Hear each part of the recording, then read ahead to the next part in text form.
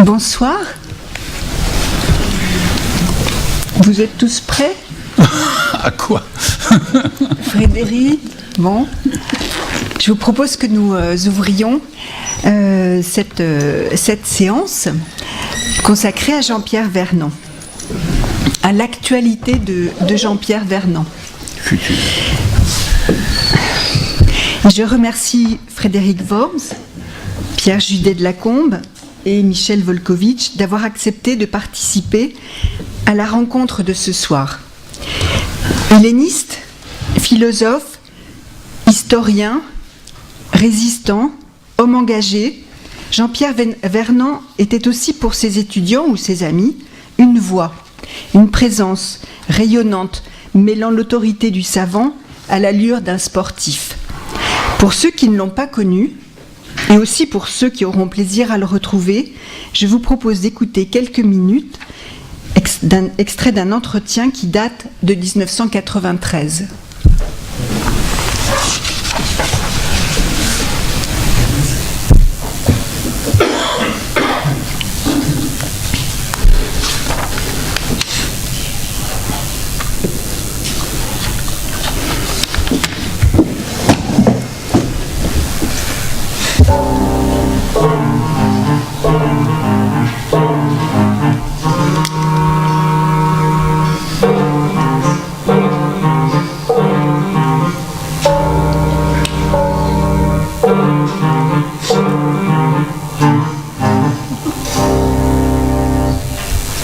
Il y a une question qu'on me pose souvent, que je me pose aussi à moi-même, et qui est pourquoi la Grèce, pourquoi avoir choisi la Grèce comme sujet d'étude, comme domaine de recherche, et aussi, non seulement pourquoi vous l'avez choisi, mais pourquoi vous avez tendance à considérer que les travaux, les vôtres et ceux des autres sur cette question, c'est important et qu'il est nécessaire que également dans l'enseignement secondaire des gens fassent du grec et qu'il y ait pas mal de jeunes chercheurs qui s'adonnent à ce type de travail.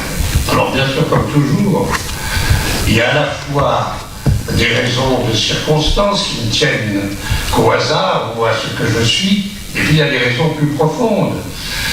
Moi j'étais en Grèce pour la première fois en 1935, j'étais donc pas aussi vieux que maintenant, et je me promenais là à pied, et alors j'ai eu en Grèce la révélation de ce qu'un homme qui n'est pas un Méditerranéen, qui n'est pas né sur la Méditerranée, peut avoir quand il découvre ce qu'est la Méditerranée. Le Pirée, c'était un petit port oriental plein de vie, et puis surtout, Athènes, ça a tellement changé. Athènes, c'était une ville provinciale, un peu comme ça, aristocratique, qui me rappelait même, dans certaines de ses constructions, ce que j'avais vu l'année d'avant, dans le vieux Moscou, l'Orient, un peu pour moi.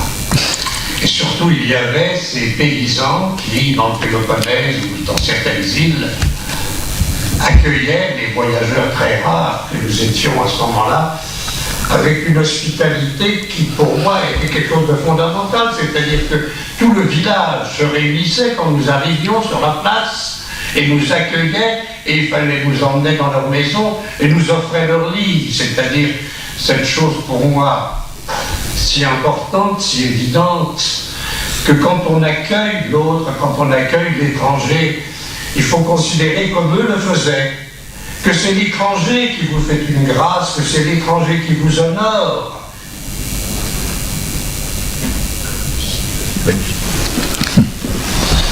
Voilà, belle introduction. 10 ans après sa mort, nous avons voulu revenir sur l'héritage de Jean-Pierre Vernant, revenir aux questions qu'il nous a laissées en partage. Elles sont nombreuses. Plusieurs questions sont présentes dans la programmation de Cité Philo pour cette édition 2017. La question de l'hospitalité qu'il évoque dans l'entretien, la question de la croyance et des mythes, évidemment. Le titulaire de la chaire d'études comparées des religions antiques au Collège de France a traité ces questions.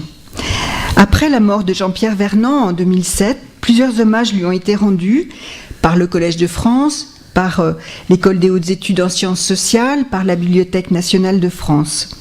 En 2008, Maurice Hollander et la Maison de l'Amérique latine ont réuni une journée de témoignages sur Jean-Pierre Vernant, dont les actes ont été publiés dans la revue Le Genre Humain sous le titre « Dedans, dehors ».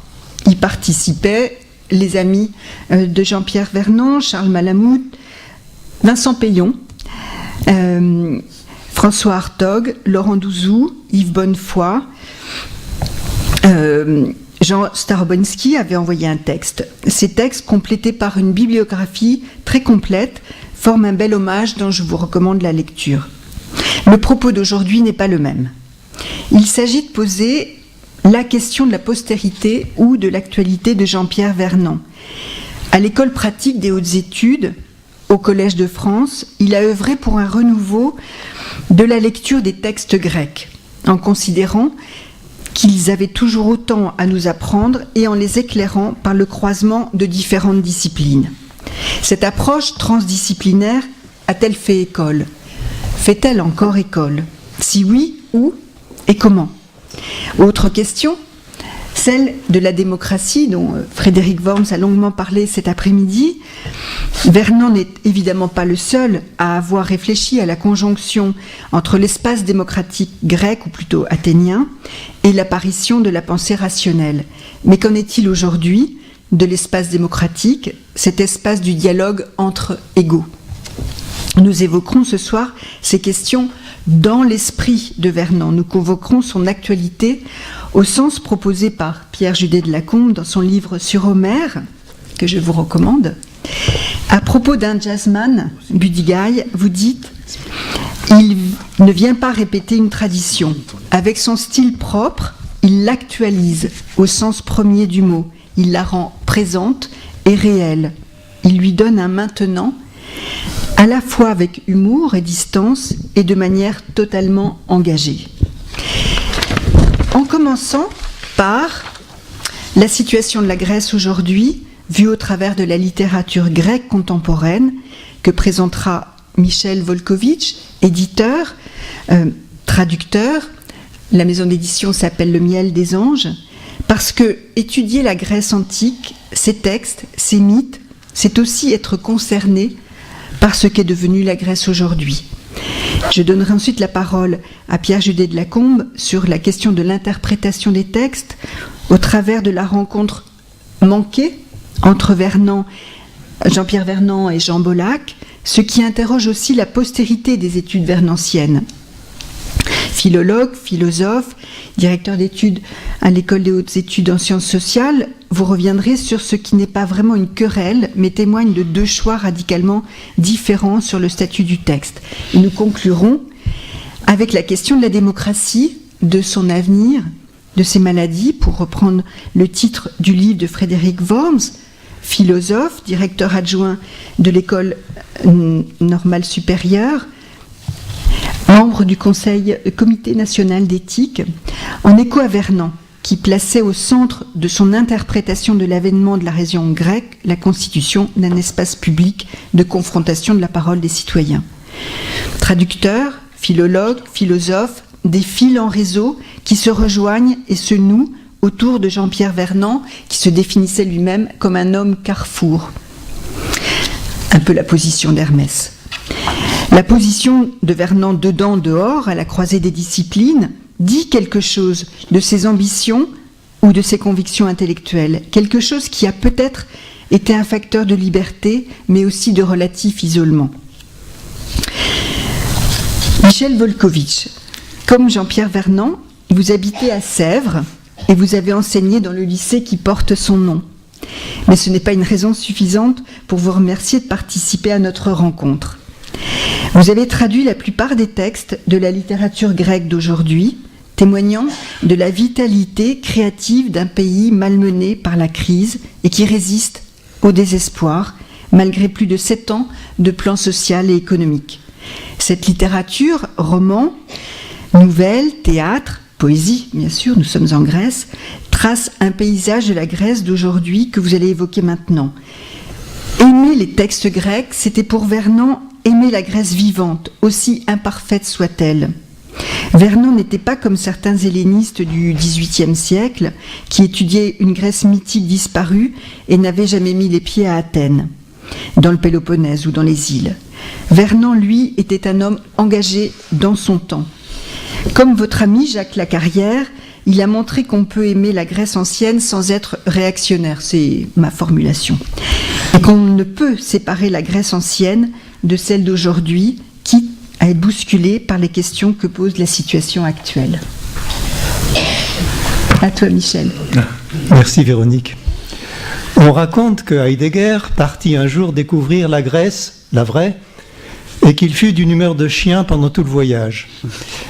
Évidemment, il n'avait pas retrouvé son beau rêve de Grèce antique et idéale. La Grèce avait bien changé en 25 siècles. Et aujourd'hui, de même, elle est assez différente de l'image qu'on nous en donne un peu partout. Le ciel et la mer bleue, les villages et les ruines blanches, ça existe. Mais il y a aussi beaucoup d'hivers froids et pluvieux, de lieux moches et de gens tristes.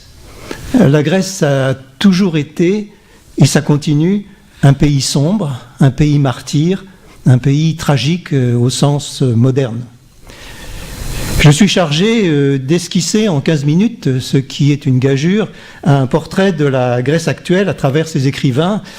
Et par Grèce actuelle, j'entends la période qui commence à la fin de la dictature, donc il y a 40 ans. Ça forme une période assez homogène. Et la première question que tout le monde se pose, c'est que reste-t-il maintenant de la Grèce antique ? Je vais être décevant. Les allusions à l'Antiquité sont relativement nombreuses. Des personnages historiques, mythologiques apparaissent ici ou là dans les livres. C'est assez variable selon les auteurs. On pourrait citer par exemple le dramaturge Dimitris Dimitriadis qui a écrit une Homériade, qui a écrit aussi une pièce extraordinaire, Dévastation, qui rejoue la tragédie des Atrides sous le mode tragico-comique.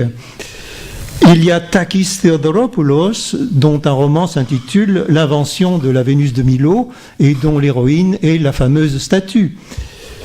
Mais finalement, l'Antiquité n'est pas nettement plus présente chez eux que chez nous. L'héritage principal, c'est plutôt Byzance. Les traditions religieuses sont très vivaces en Grèce, elles rythment la vie quotidienne, même si ce phénomène religieux est plus culturel que vraiment religieux. Les Grecs sont par ailleurs assez païens d'esprit. Heureusement, c'est équilibré. L'héritage antique, en fait, pour eux, c'est assez ambigu. Et c'est une source de fierté, bien sûr, mais c'est aussi un poids encombrant. Le grec actuel, c'est un peu comme le petit-fils d'un homme célèbre dont on lui rebat tout le temps les oreilles. C'est un peu écrasant. Il y a un livre qui est assez symbolique de cela, c'est un petit roman de Christos Chrysopoulos, un auteur qui a 50 ans, qui s'intitule La destruction du Parthénon, où l'on voit détruire le Parthénon. Alors l'auteur évidemment n'approuve pas, mais enfin il y a quand même du meurtre du père dans l'air là. Alors de quoi parle-t-il nos auteurs grecs ? On attend toujours d'un auteur étranger qu'il se consacre exclusivement à l'évocation de son pays pour notre gouverne, qu'il nous raconte son histoire et son présent bien sûr. Mais un écrivain n'est pas tenu d'écrire sur la patrie. Exemple, Ioanna Bourazopoulou, romancière de 45 ans, qui nous donne un roman très étonnant, Qu'a-t-elle vu la femme de Lot ? C'est de la science-fiction, ça se déroule dans un futur proche, entre Paris et la mer Morte. Quant à la Grèce, elle a disparu, engloutie par les eaux. Et on peut y voir, même si ce n'est pas dit vraiment, on peut y voir une déclaration d'indépendance, la revendication du droit de parler d'autre chose que d'Olivier et de Méditerranée. Par ailleurs, les fictions grecques n'hésitent pas à sauter les frontières, puisque, comme vous le savez, les Grecs eux-mêmes ont toujours été, et ils le restent, de grands voyageurs, par goût ou par nécessité. la pauvreté du pays entraînant souvent l'exil. Le thème de l'exil est récurrent. Exemple, Dimitris Nolas, un excellent nouvelliste, qui a aussi écrit des romans, il a beaucoup roulé sa bosse, et ses nouvelles nous emmènent plus d'une fois en Allemagne ou en France, des pays qu'il a fréquentés.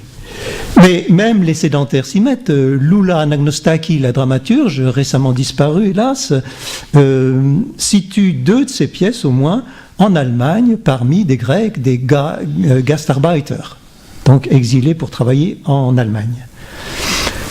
Cela dit, évidemment, il y a beaucoup de romans grecs situés dans la Grèce d'aujourd'hui. Il y a quelques romans historiques sans qu'une période particulière se détache, et ces romans ne sont en général pas les meilleurs.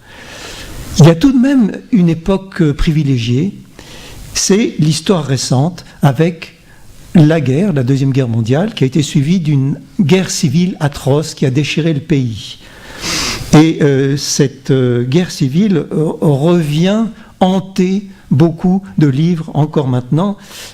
Un exemple, le patriarche de la prose grecque contemporaine, Thanasis Valtinos, 85 ans, un romancier fascinant parce qu'il change d'écriture à chaque livre, mais il revient périodiquement à ces moments terribles. Et puis il y a quelqu'un de passionnant, Chronis Missios. Chronis Missios a passé 25 ans en prison parce qu'il était de gauche pendant la guerre civile. Et en prison, il a appris à lire, à écrire, à vivre, ou plutôt à survivre.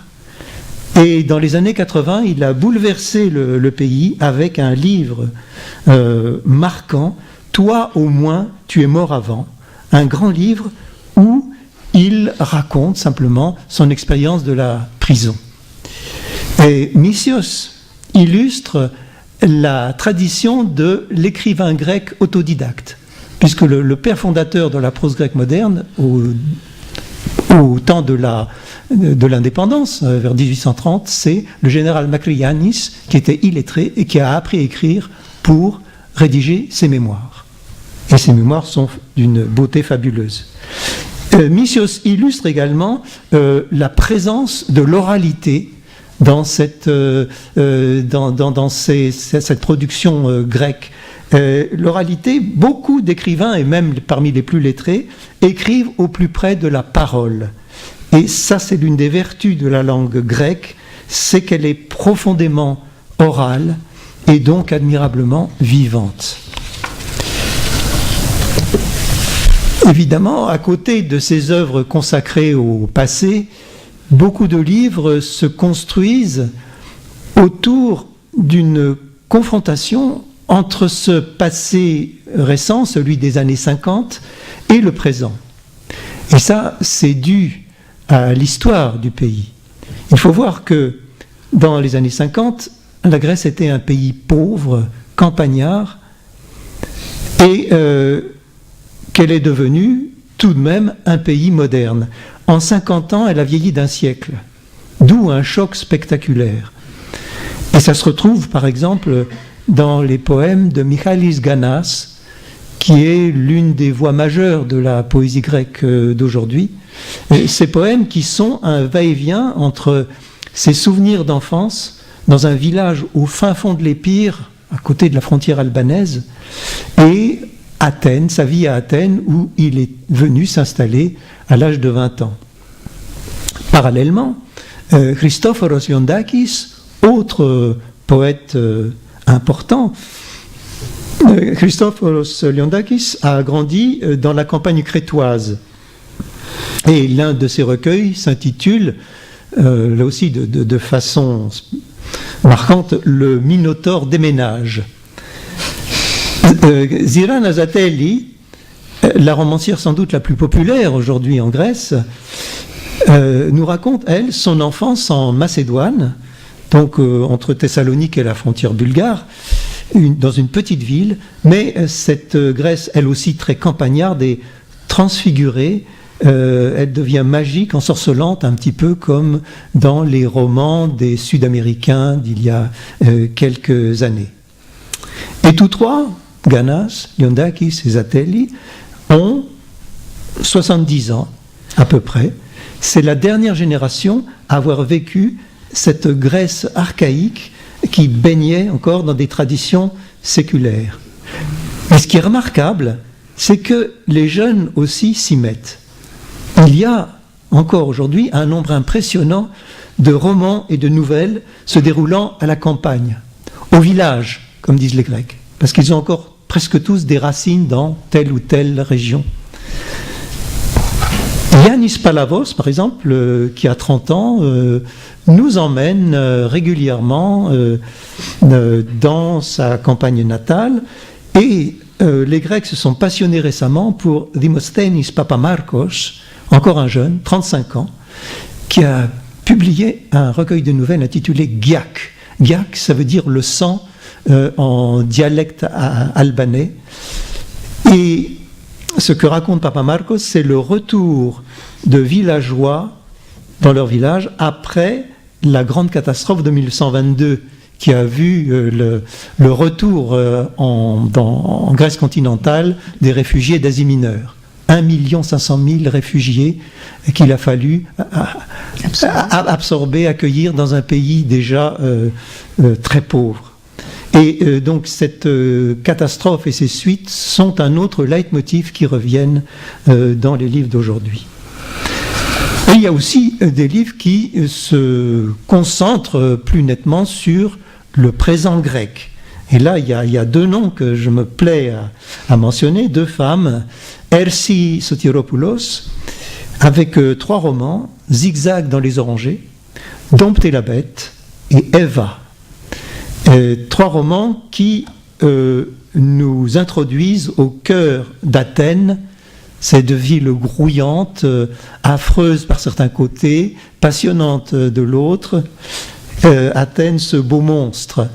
Et en même temps, elle nous dépeint de façon très très spectaculaire, saisissante, la société grecque des années 2000.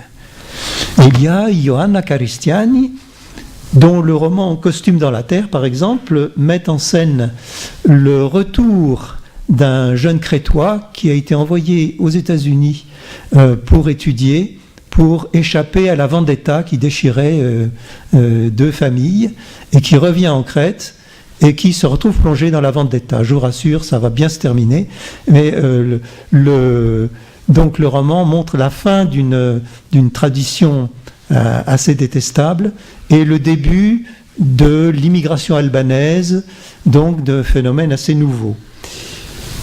Et le roman grec actuel est dominé par ces 3 femmes, du moins à mes yeux.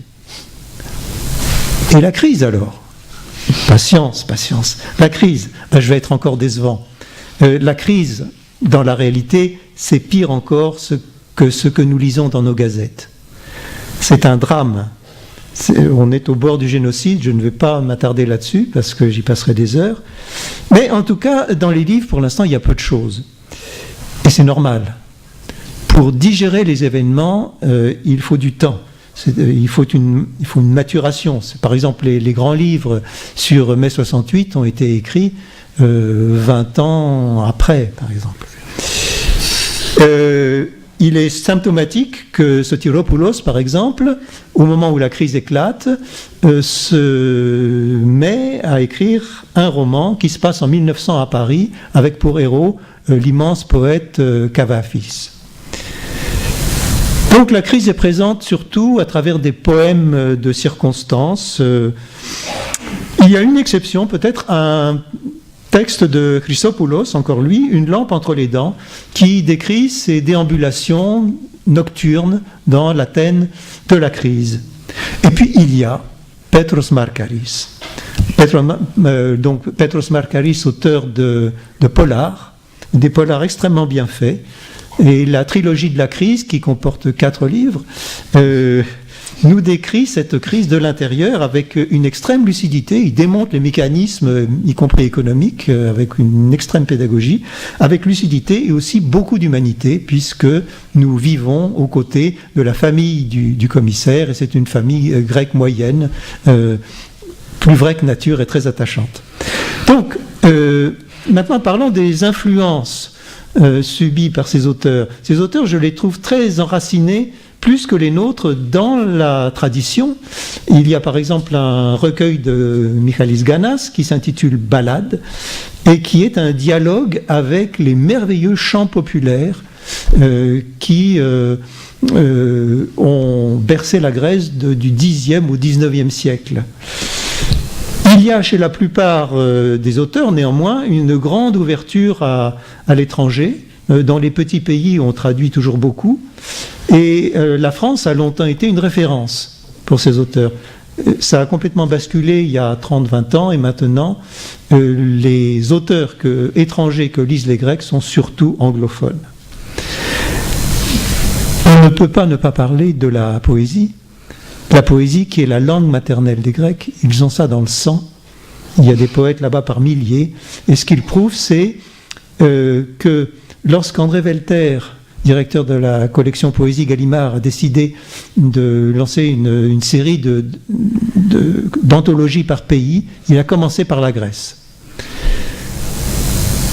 Il faudrait citer beaucoup de noms, je me bornerai à un seul, Kiki-Dimoula, qui est peut-être la figure de proue, Kiki-Dimoula qui a 85 ans, et qui est un auteur absolument inclassable.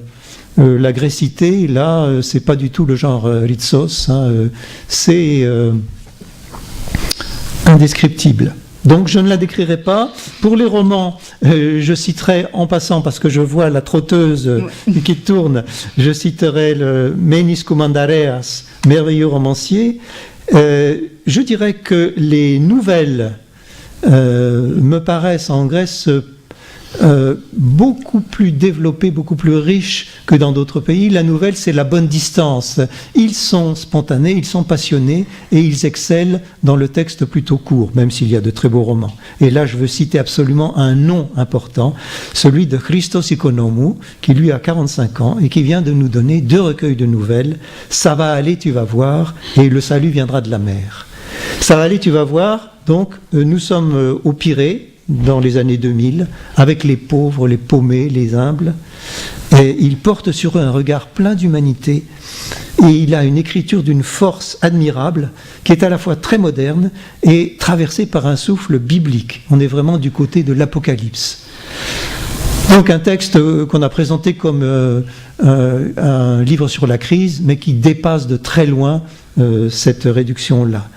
Et d'ailleurs, il a été écrit avant la crise. La crise était déjà là, d'une certaine façon. Et le second livre, Le salut viendra de la mer, nous montre tous ces paumés qui vont chercher le bonheur sur une île de Légée, et ce sera un échec terrible. Et ce second livre a la même force.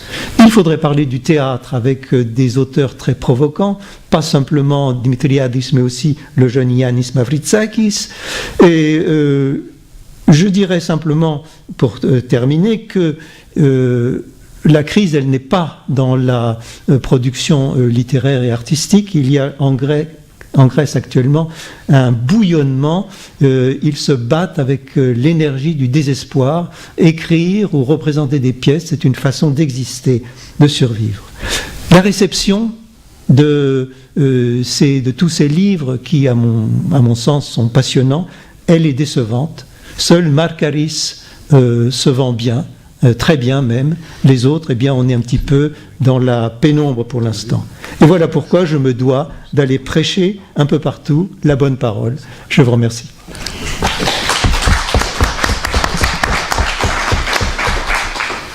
Merci beaucoup, Michel Volkovitch. Tu es un passeur inlassable, prenant vraiment le métier de traducteur. Voilà, comme celui qui permet d'aller là où c'est difficile, et vraiment merci pour ce panorama.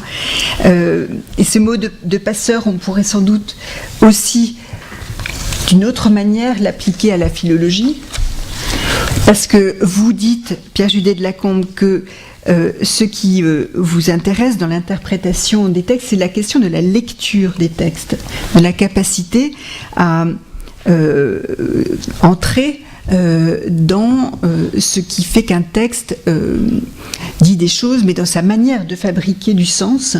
Et vous l'expliquez bien par rapport à l'histoire de la biographie d'Homère, mais aussi du sens qu'a pour vous le travail de philologie sur les textes anciens et le plaidoyer que vous avez fait dans des textes alors, qui peut-être ici prêchent des convaincus, mais qui me semblent devoir être entendus, sur l'avenir des anciens, sur le rôle des textes grecs dans l'éducation aujourd'hui, pas seulement l'éducation à des langues dites mortes, mais l'éducation à la capacité à avoir la juste distance entre les langues, entre nos langues, et capacité à passer d'un univers qui n'est peut-être pas le commencement d'une autre, mais auquel nous devons une partie de ce que nous savons, peut-être pas de ce que nous sommes, moi je le pense, mais de ce que nous savons. Donc ce que j'appelle une éthique de la lecture des textes, des grands textes anciens, comme ceux de Homère, mais vous dites que c'est vrai pour tous les textes que portent toutes les langues. La lecture est un exercice de liberté, si on entend la lecture comme une approche de la façon dont chaque auteur imprime son individualité dans le bien commun qu'est la langue. Donc sa capacité à habiter ce bien commun qu'est la langue. On verra que ça peut être aussi le cas de la démocratie. Et donc comment et pourquoi est-il intéressant de distinguer et de comparer les approches de Jean-Pierre Vernant et de Jean Bollack sur l'interprétation et sur la lecture des textes grecs? Oui, merci beaucoup. Je suis un passeur, mais sur place, donc on va rester entre Paris et Lille, dans la rue Monsieur le Prince et Villeneuve d'Ascq. Mais il faut parler dans le micro. Dans le micro, en plus. Voilà, alors simplement, moi je suis vraiment content de parler de Jean-Pierre Vernant, parce que c'est vrai que quand on en relit, et à la différence de pas mal d'autres, je dois dire, des mêmes années, quand on lit Vernant, on a l'impression de fraîcheur, que ça reste. Il y a quelque chose de toujours saillant qui est là, et donc le plaisir est énorme, et on a envie de discuter, on a envie de répondre, même si malheureusement on ne peut pas. Et bon, moi, j'ai pas été de la fratrie des élèves de Vernant, je veux dire que c'était une fratrie qui existe toujours, très constituée, une phalange, mais j'avais une relation affective très forte avec lui, donc c'est pour ça que je suis content de pouvoir en parler. Alors, bon, la question de l'interprétation, qui c'est vrai était au centre d'un débat qui n'a pas vraiment eu lieu entre Jean Bollack ici et Jean-Pierre Vernant, même si j'ai pu moi-même permettre ce débat. Je suis assez content d'avoir été le premier à faire venir Vernant en Allemagne, chez les Bosch, comme il disait, pour une discussion avec Bollack. Bon, mais c'était simplement une confrontation. Alors pourquoi ? Parce qu'il faut voir que Vernant, ce qu'il a apporté de absolument nouveau dans la science de l'Antiquité en France, c'est l'interprétation. En effet, en France, les deux pôles forts de la recherche, et c'est toujours le cas d'ailleurs, pour l'Antiquité, mais pour les cultures en général, c'était d'une part donc l'archéologie, et d'autre part la linguistique. Donc, qui a donné la grammaire comparée, puis les grandes écoles de grammaire des langues, grammaire du grec. Donc, après Antoine Meillet, il y a eu Benveniste, puis Chantraine, etc., etc. Ça reste toujours extrêmement fort. Et pourquoi ça ? C'est-à-dire qu'une fois que à l'Antiquité a été opérée au XVIIIe siècle l'opération de l'objectivation, c'est-à-dire qu'on considérait que les faits antiques ne valaient pas plus que d'autres. C'est-à-dire une fois qu'on était sorti de la querelle normative des anciens et des modernes, donc il fallait s'intéresser à ce qu'il y avait de réellement objectif dans l'Antiquité et mettre à égalité les faits. Et donc les deux voies majeures ont été donc du côté du singulier, ça a été de l'individuel, l'archéologie, et du côté des systèmes, ça a été la théorie des langues. Donc on est passé de la grammaire philosophique à la grammaire comparée, à la grammaire des langues. Et on restituait donc des faits ou des structures dans une distance, dans une science donc, qui avait lieu au Collège de France, à l'Académie, etc., pas à l'université. Et la question qui était centrale dans d'autres pays, en Angleterre, en Allemagne, en Italie, c'est-à-dire de l'interprétation, de l'herméneutique, comme on dit en jargon, n'avait pas cours en France, c'était même pas posé. Personne n'interprétait vraiment, c'est-à-dire qu'on lisait et on trouvait dans les textes que c'était bien, que Hector c'était quelqu'un de bien, que Antigone avait raison, etc. Donc, et ça permettait de passer l'agrégation. Donc c'était ça qui est ce discours culturel permettait aussi de justifier le développement des études sur les faits ou sur les structures linguistiques. Vernant arrive, il vient de la philosophie. Et il s'inscrit naturellement en faux contre tout ça. Et ce qui est intéressant, c'est qu'il a posé la question de l'interprétation d'un point de vue tout à fait singulier. Puisque, alors c'est vrai que ça se faisait, l'histoire des religions était cessée d'être factuelle et on reconstruisait des structures de sens, bon, comme ça avait déjà commencé au XIXe siècle. Et lui, il a croisé deux courants, et c'est ça qui explique, je crois, d'une certaine manière, la fraîcheur, c'est que d'une part, il est fondamentalement hegelien, en tant que marxiste, et ce qui l'intéresse, il le dit toujours, c'est la nouveauté. C'est-à-dire que quelque chose de nouveau et d'irréversible se produit. Donc ça peut être la démocratie, la science, la poésie avec la tragédie, etc. Et qui reste ensuite un bien qui peut perdurer, comme le tragique, ou la volonté, la liberté, etc., la personne. Donc ce sont des constructions neuves. Et ce qui l'intéresse, c'est précisément les mécanismes qui font que du nouveau peut apparaître. Et alors, il est hegelien au sens où, contrairement à un autre courant très puissant en Allemagne, alors dont il se fichait complètement, il n'a pas lu une ligne de ça, avec Gadamer, c'est-à-dire que l'homme n'est pas interprétant par nature, mais de manière passive, parce qu'il est jeté dans une réalité, il est jeté dans une langue. Vernon ne pensait pas qu'une langue valait plus qu'une autre, puisque, au contraire, son projet, au départ, était un projet éminemment comparatiste, donc avec Malamud et avec d'autres. Ce qui s'est malheureusement perdu. C'est-à-dire que les études des élèves de Vernon ont eu tendance à être hellénocentrées. Donc ça, c'est le vieux, comment dire, la vieille tendance de la philologie, même en Europe, c'est-à-dire dont on prend la Grèce comme un monde autonome, et on parle de l'homme grec. Bon. Ça lui est arrivé aussi. Alors que lui, c'était vraiment du côté d'une vraie anthropologie, d'une certaine manière, c'était l'homme en général, par la comparaison qui l'intéressait. Mais donc, pour lui, l'homme n'est pas dans une langue dont il devrait colporter et ressasser indéfiniment les impératifs, les valeurs, comme on peut le lire en caricaturant chez Gadamer, qui a été repris en France par beaucoup, en fait. Mais pour lui, en bon hegelien, l'esprit est d'abord activité. Et langue et action sont une seule et même chose. Et ça, il le tire d'un auteur qui est Ignace Meyerson, dont il faudrait étudier de manière très précise les rapports avec Cassirer, avec qui il avait une grande discussion. Pourquoi je dis ça, c'est aussi intéressé, parce que l'école de Jean Bollack, à laquelle j'appartiens, dépend beaucoup de Cassirer. Et là, je pense qu'il y a beaucoup plus de Vernon allemand qu'on ne pense, et il y a beaucoup plus de points communs.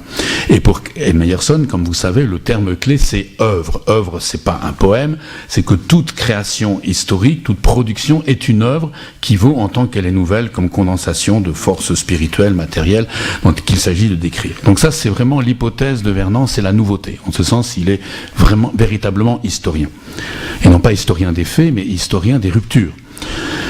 Ce qu'il a fait pour, interpréter ces ruptures, là, c'est une sorte de coup de génie, c'est-à-dire qu'il a emprunté le structuralisme de Lévi-Strauss, mais dans un sens complètement opposé.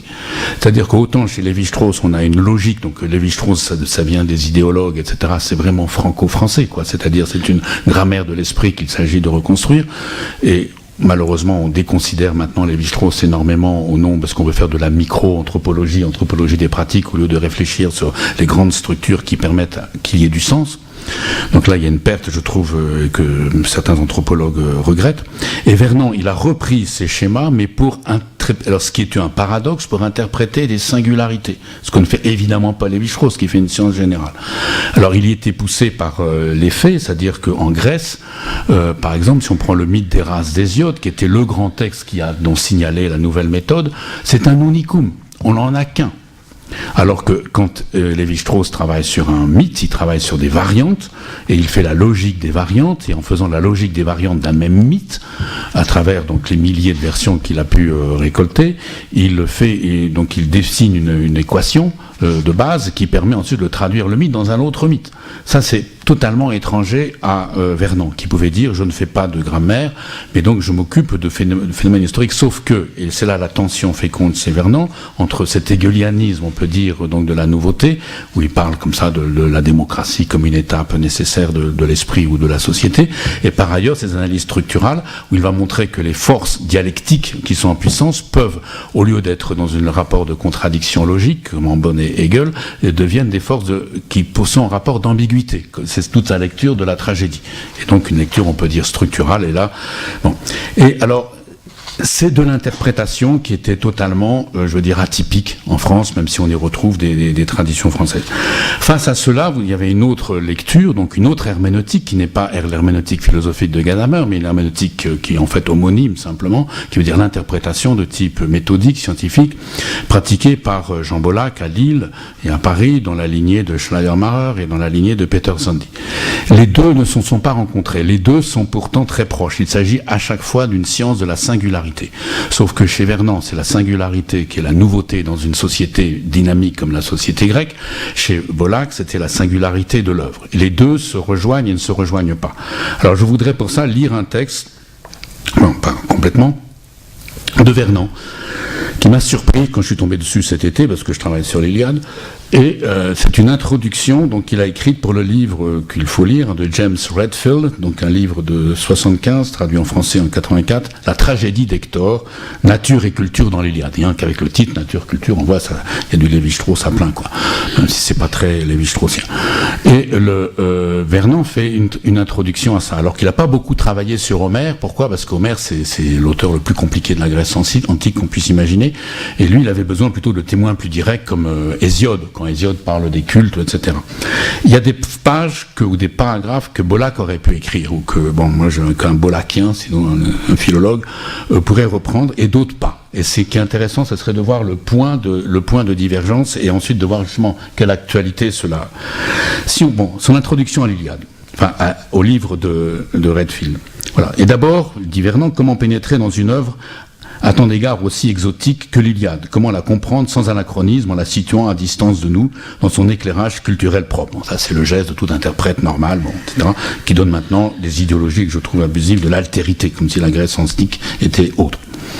Comment aussi, opération connexe, lire ce texte poétique dans sa dimension d'œuvre d'art, de fiction narrative, composée, unifiée, où chaque personnage se dessine et agit en fonction des autres, où la figure d'Hector, par la signification particulière et proprement tragique, bon ça c'est son idée, que lui assigne l'ordre du récit, donc la matérialité du texte, nous touche jusque dans son étrangeté au plus profond, au plus intime de nous-mêmes. Si cela nous touche, c'est parce qu'il s'agit de poésie, donc il y a sa propre construction. Donc, quels sont donc les rapports de la poésie avec la culture dont elle est certes un aspect ou un produit? Donc là, c'est le culturalisme, c'est donc l'hypothèse fonctionnaliste qu'on retrouve chez beaucoup d'anthropologues ou de gens qui disent faire l'anthropologie de l'Antiquité, mais position converse, mais dont elle apparaît aussi bien comme la création, le dépassement, voire à certains égards la critique et la négation. L'œuvre d'art porte en elle la négation du milieu de la société qui l'a produite. Donc on a, et ça Bollack aurait pu l'écrire, de même que Walter Benjamin aurait pu l'écrire quand il dit une œuvre, Walter Benjamin, une œuvre est actuelle parce qu'elle est écrite contre son temps. Enfin, elle peut l'être. Et donc il va se demander, le Vernon, qu'est-ce qui fait l'intérêt, et à la fois la spécificité et l'intérêt de l'Iliade. Et alors, il dit, comme toute fiction poétique, le texte de l'Iliade opère ainsi à deux niveaux, dans la culture où il est immergé, qui permet de le comprendre, et que lui-même fait comprendre, et au-delà de cette culture, dans cet espace de vérité esthétique, et il y a peu d'élèves de Vernon qui oseraient dire ça, vérité esthétique, en fait, de vérité esthétique où l'art s'établit par une exploration rigoureuse des limites, des inconsistances de l'existence sociale. Et donc, il va montrer que dans l'œuvre, il y a un double mouvement, c'est-à-dire que l'œuvre analyse une décomposition d'un code, le code du héros, et en même temps, parce que les héros de l'Iliade deviennent féroces, Hector le bon devient aussi féroce qu'Achille, qui est d'emblée la brute, mais en même temps, il y a une catharsis, puisque l'œuvre d'art produit une totalité qui fait qu'elle est séparée de la culture. Alors, quand on lit ça, on n'a pas l'impression de lire du Vernon, mais c'est du Vernon parce que ce qui l'intéresse, c'est la nouveauté du code héroïque, enfin le code héroïque l'idéologie du héros tel qu'il a existé dans la culture grecque mais depuis longtemps, qu'il est neuf en tant qu'il est présenté dans une œuvre qui a sa règle propre comme règle poétique et qui opère un changement. Alors c'est là qu'il y aurait la divergence avec Bollack. Quelle est l'interprétation de Vernon ? Mettre en lumière la dimension tragique de l'Iliade. Tragique, c'est parce que Hector, qui est bon, généreux, et qui se combat pour sa patrie, etc., alors qu'Achille est une brute, enfin là je simplifie, devient lui-même une brute. C'est montrer que tout en assumant l'idéal héroïque, elle met en œuvre par la disposition des personnages et par la progression de l'intrigue une enquête sur ses limites et ses contradictions. Donc la culture se problématise. Ça c'est très hegelien. Elle réfléchit sur lui-même. Le texte de l'Iliade, alors là c'est une phrase clé, fonctionne ainsi comme la stylisation narrative des ambiguïtés du monde de la guerre. guerre défensive faite pour repousser la violence adverse, donc les Troyens contre les Achéens, et préserver l'ordre pacifique de la communauté humaine, mais guerre offensive vouée à la destruction sauvage, à la mort. Et donc, Hector serait Blade Runner, si on peut dire, borderline, donc il passerait de l'un à l'autre, donc on passe, là la catégorie de l'ambiguïté est mise en jeu. C'est-à-dire que le message de l'Iliade, c'est d'analyser le code héroïque et le code guerrier pour en montrer les faiblesses, les contradictions. Donc après, il développe ça. Ça, c'est exactement ce que Jean Bollack ne dirait pas. Jean Bollack serait d'accord avec toutes les prémices, à savoir que l'Iliade peut éventuellement avoir été composée contre son temps, mais pas pour dire que l'Iliade exprime simplement un dysfonctionnement du système des valeurs grecques.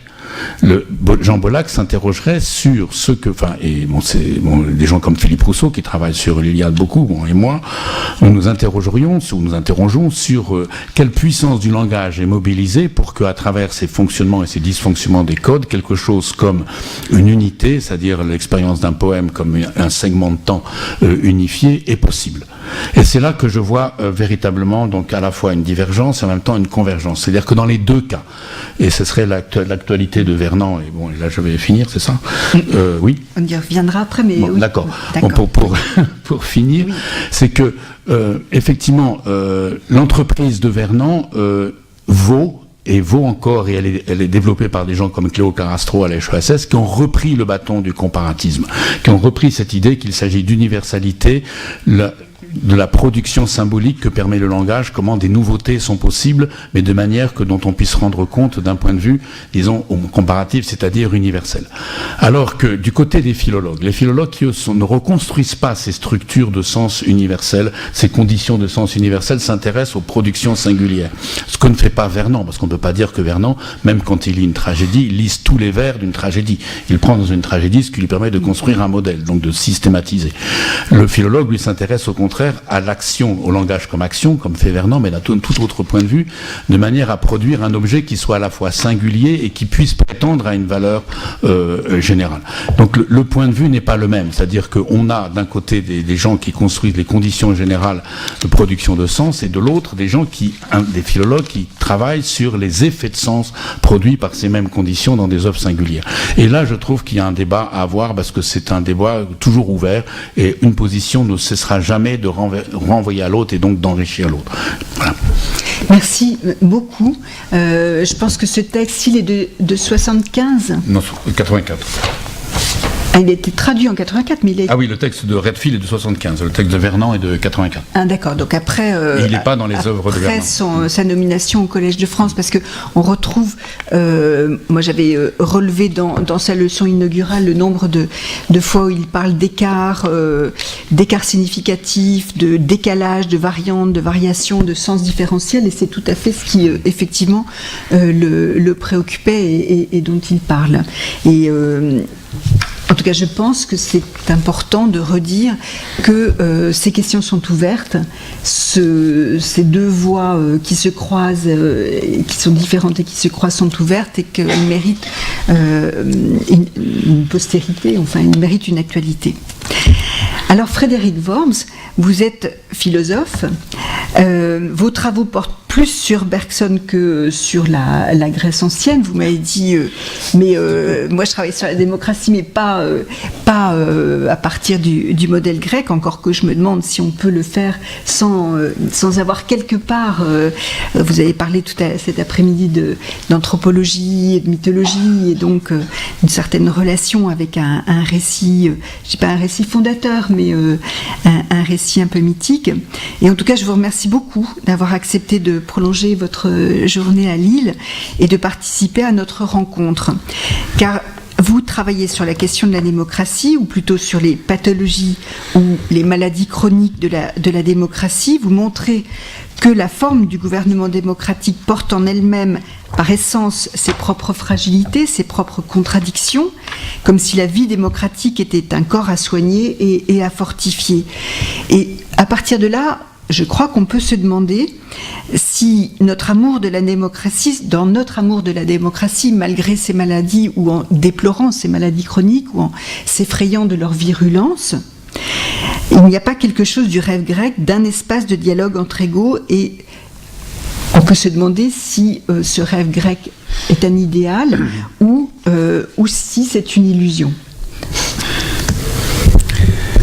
Merci beaucoup de votre invitation. Je redis à quel point je suis à chaque fois heureux de participer à Cité Philo, de revenir à Lille aussi plus largement et d'être là.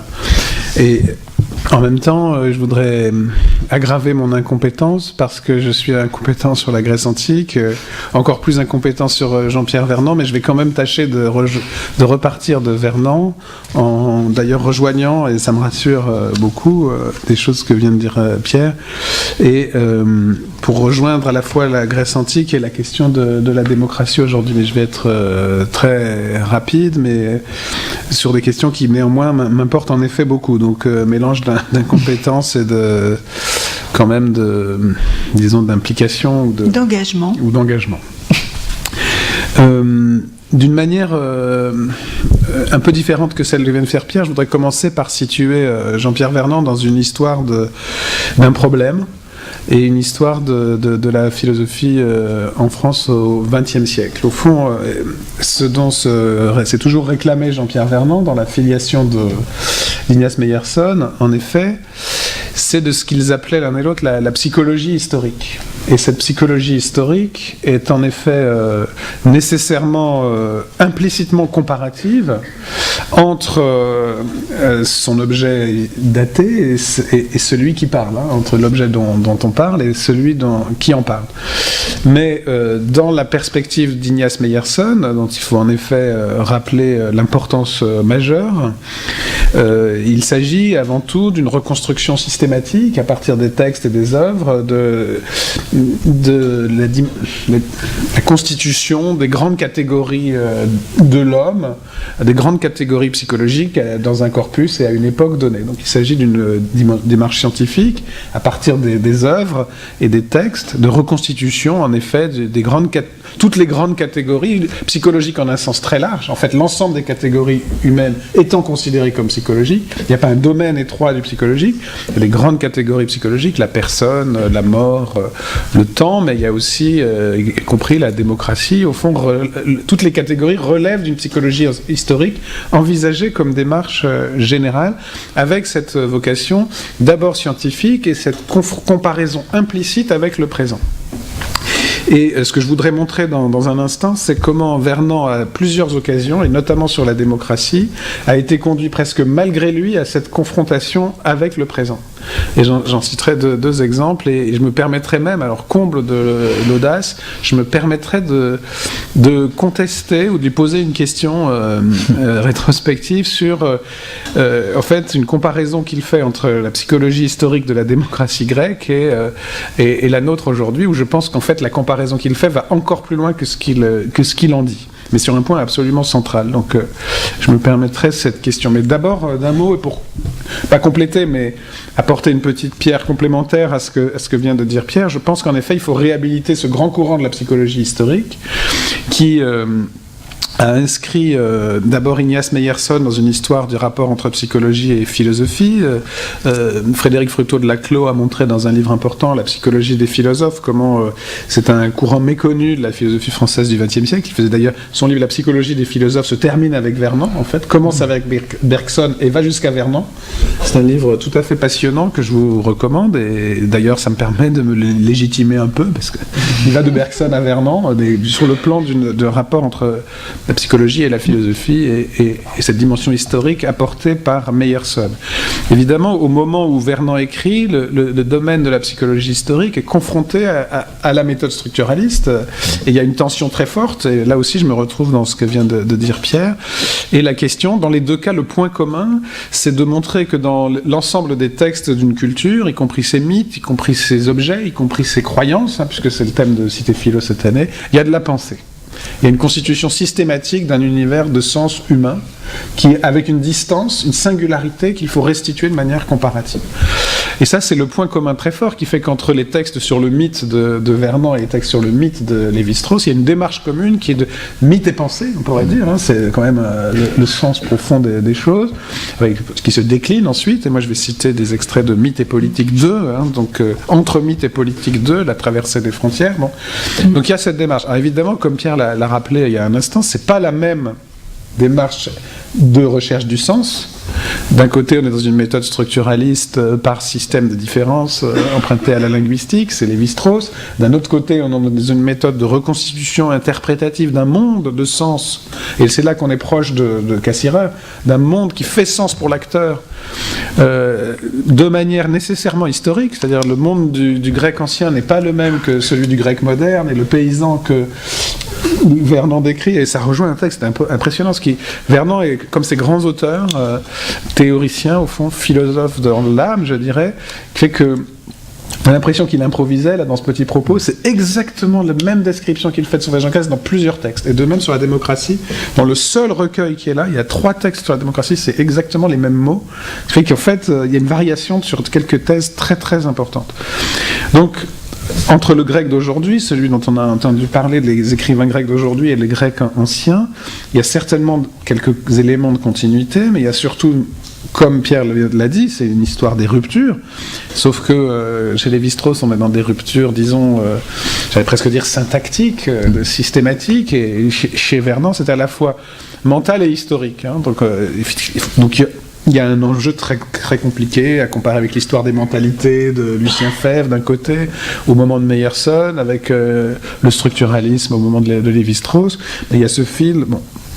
Alors je ne vais pas rentrer, mais je tenais à le dire. J'ai aussi une petite casquette, je dirais, d'histoire de la philosophie en France au XXe siècle, et je pense que ce courant-là est tout à fait majeur. C'est pas mon objet principal.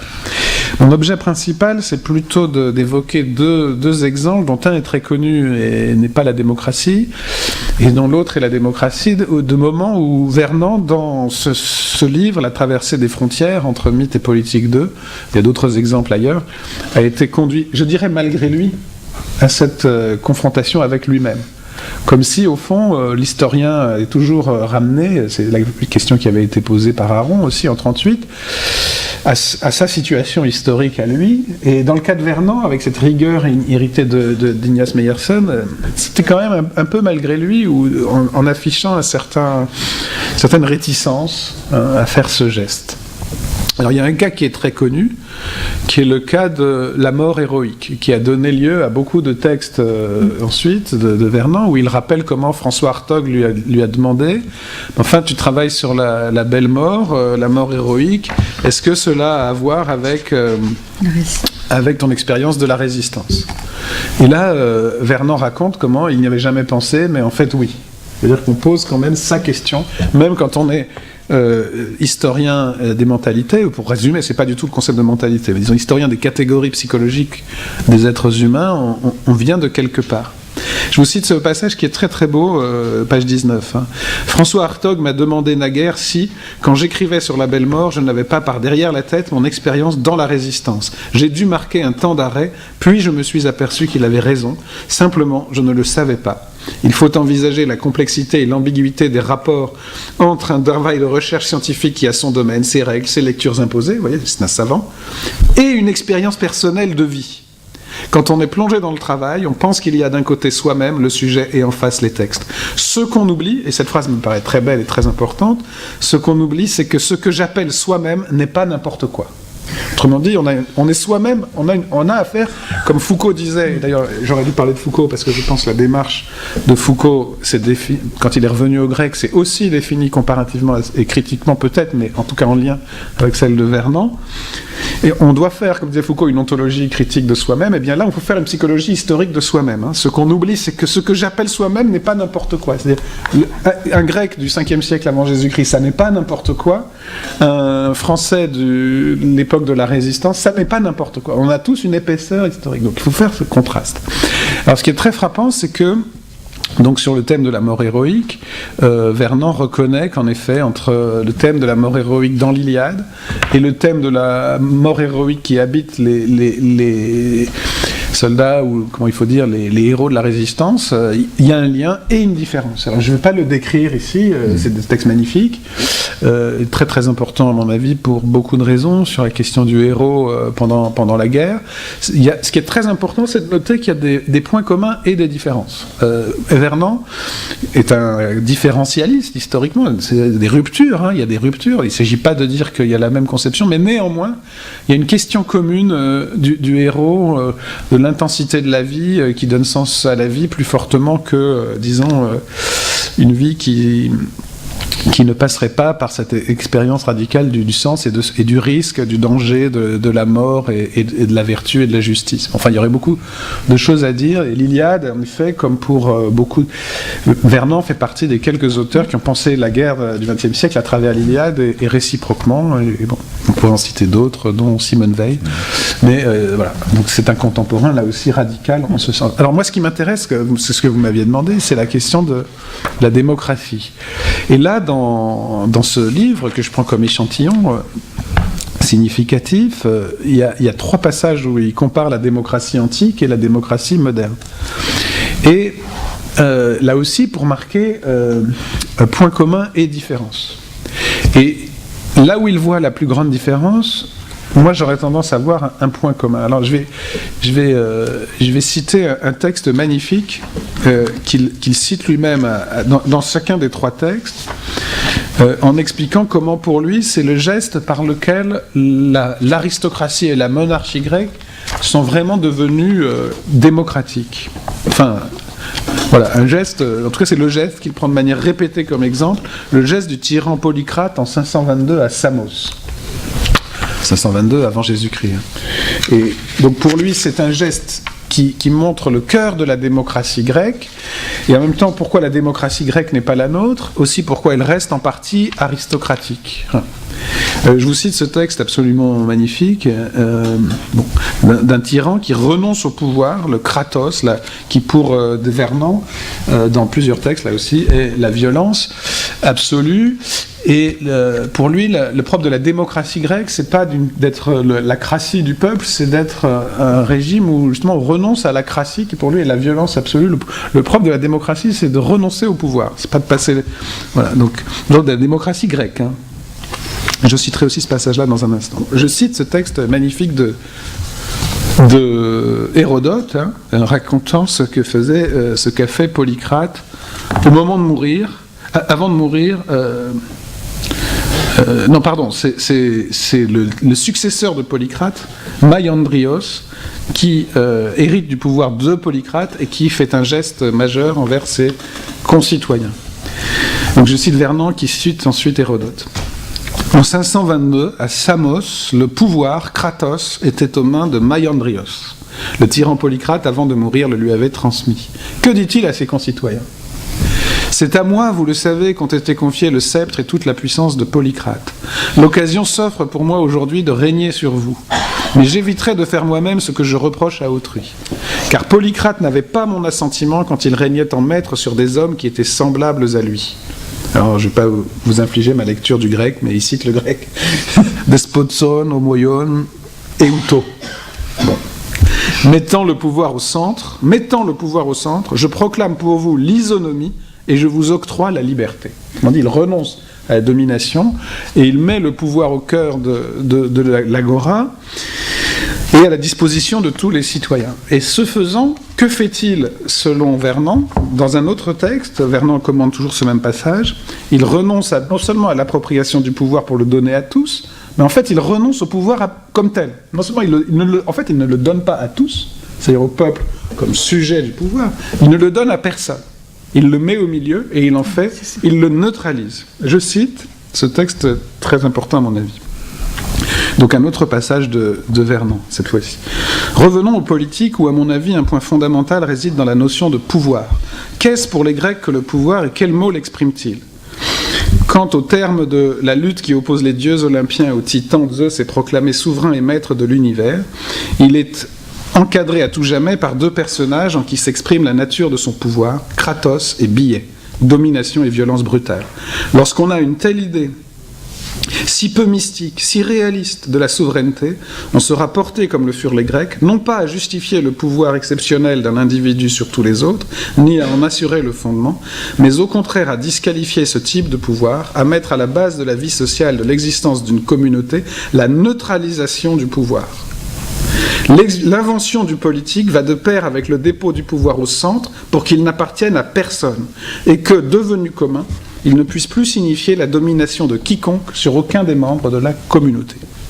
Texte absolument magnifique qui nous dit, et dont Vernon tient à souligner que, autant c'est une conception absolument radicale de la démocratie, autant elle s'accompagne d'un certain aristocratisme, non seulement parce qu'elle est compatible avec l'esclavage, mais parce qu'il s'agit d'un partage entre citoyens. Alors, ma dernière remarque, c'est un étonnement et une question à Vernon. Dans le paragraphe qui suit ce passage, et dans plusieurs autres passages du livre, cette conception radicale de la démocratie, qui fait partie de la psychologie historique des Grecs au 5e siècle avant Jésus-Christ selon Vernon, il l'oppose à la démocratie contemporaine. Pour lui, qu'est-ce que la démocratie contemporaine ? C'est le lieu de la souveraineté absolue. Je cite, « La situation est tout autre dans nos sociétés modernes, où c'est l'État qui exerce à la façon d'un monarque la souveraineté. » Donc pour Vernon, la démocratie contemporaine, moderne, dit-il, la liberté des anciens, la liberté des modernes, il reprend des catégories là très larges, mais en fait on est dans le contemporain, on est au XXe siècle, est marquée par la dimension de la souveraineté qui est transférée au peuple et à l'État, mais qui reste de type monarchique. Vous voyez bien qu'il va très très loin, à la façon d'un monarque. À la façon d'un monarque.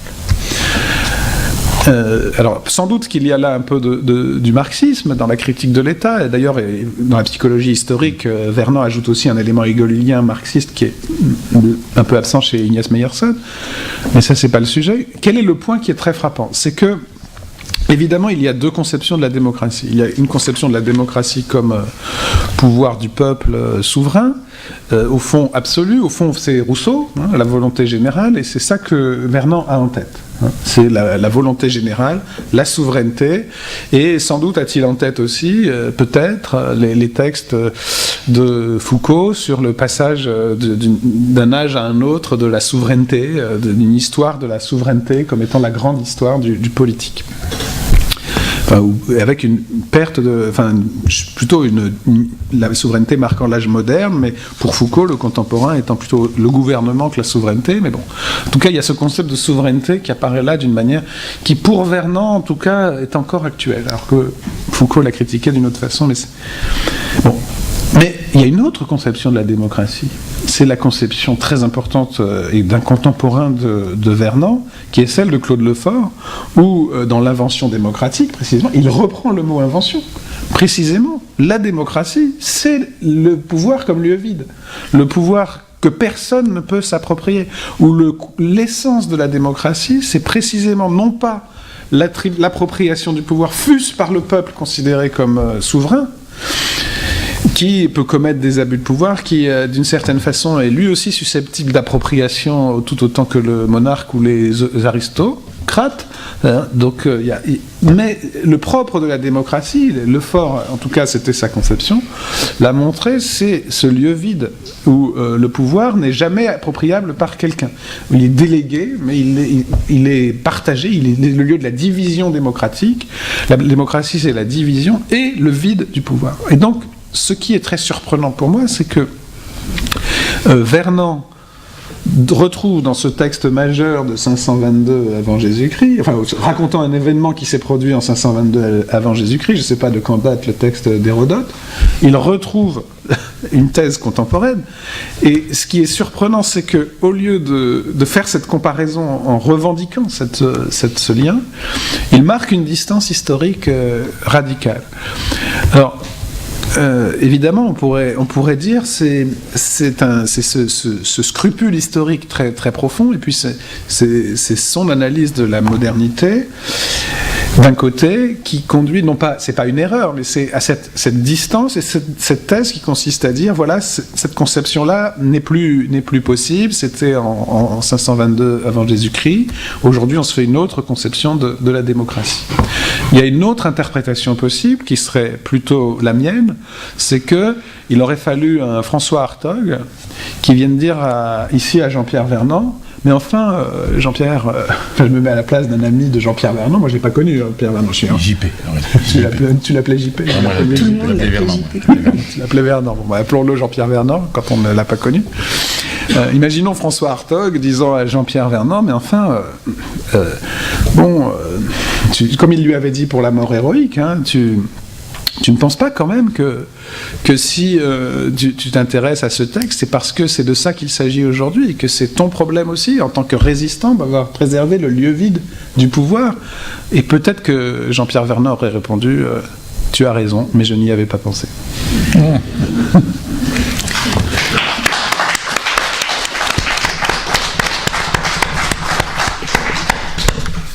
Merci beaucoup Frédéric Worms pour cette hypothèse qui me paraît avoir sa cohérence, sa beauté, j'allais dire, et sa capacité à rendre à Vernant ce qui lui appartient, en prenant au pied de la lettre ce qu'on appelle soi-même n'est pas n'importe quoi. Donc, ça c'est magnifique. Ouais. Voilà, mais aussi, et je repense à ce que vous avez dit dans votre livre, en réfléchissant toujours et encore sur la manière dont, pour que la démocratie, ce lieu que personne ne doit pouvoir s'approprier, pour qu'elle se poursuive en tant que telle, il faut effectivement faire ce travail sur la violence inhérente aux relations humaines et donc de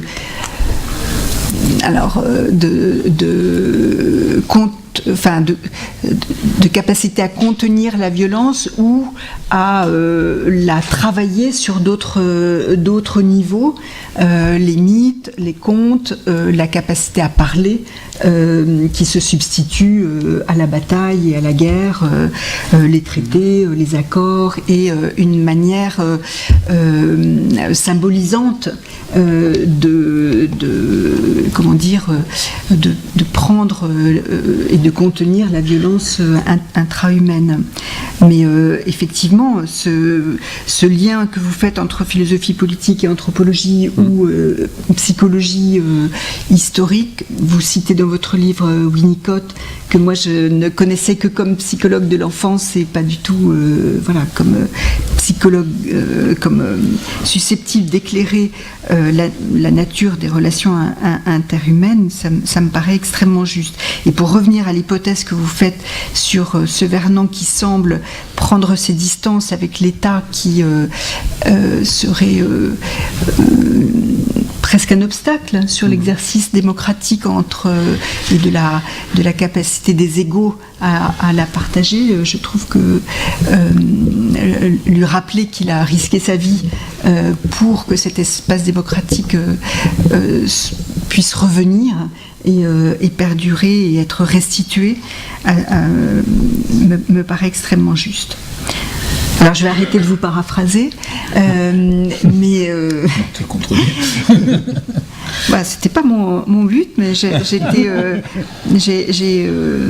pense comme ceux qui vous ont entendu étaient frappés par la justesse de cette hypothèse, qui, je dirais, est bien dans la continuité aussi des hypothèses que vous faites sur les modes de travail et de lecture de cet esprit si original et qui mérite encore qu'on y revienne.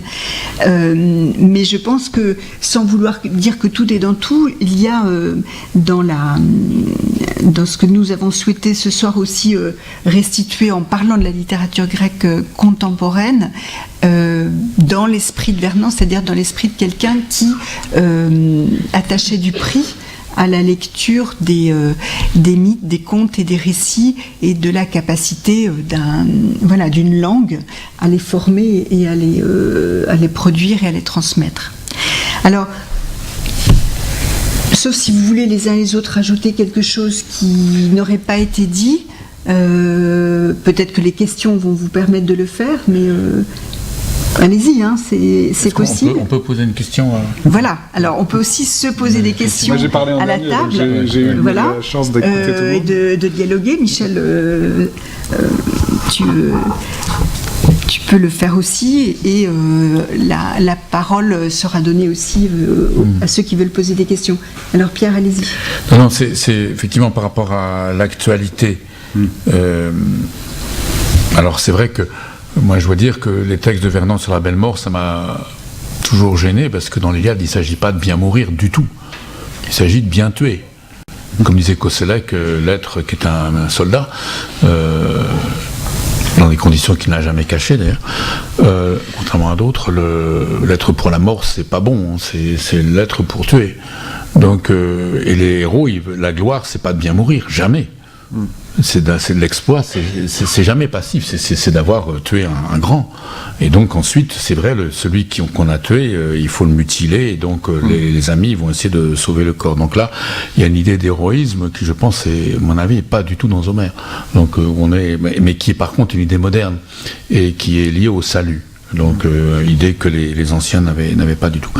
Alors, pour la démocratie, c'est vrai que c'est absolument frappant. Bon, je me souvenais plus de ça, mais quand tu as fait raconter le modèle démocratique, donc que le fils de Polycrate aurait instauré, on se dit, mais c'est le fort.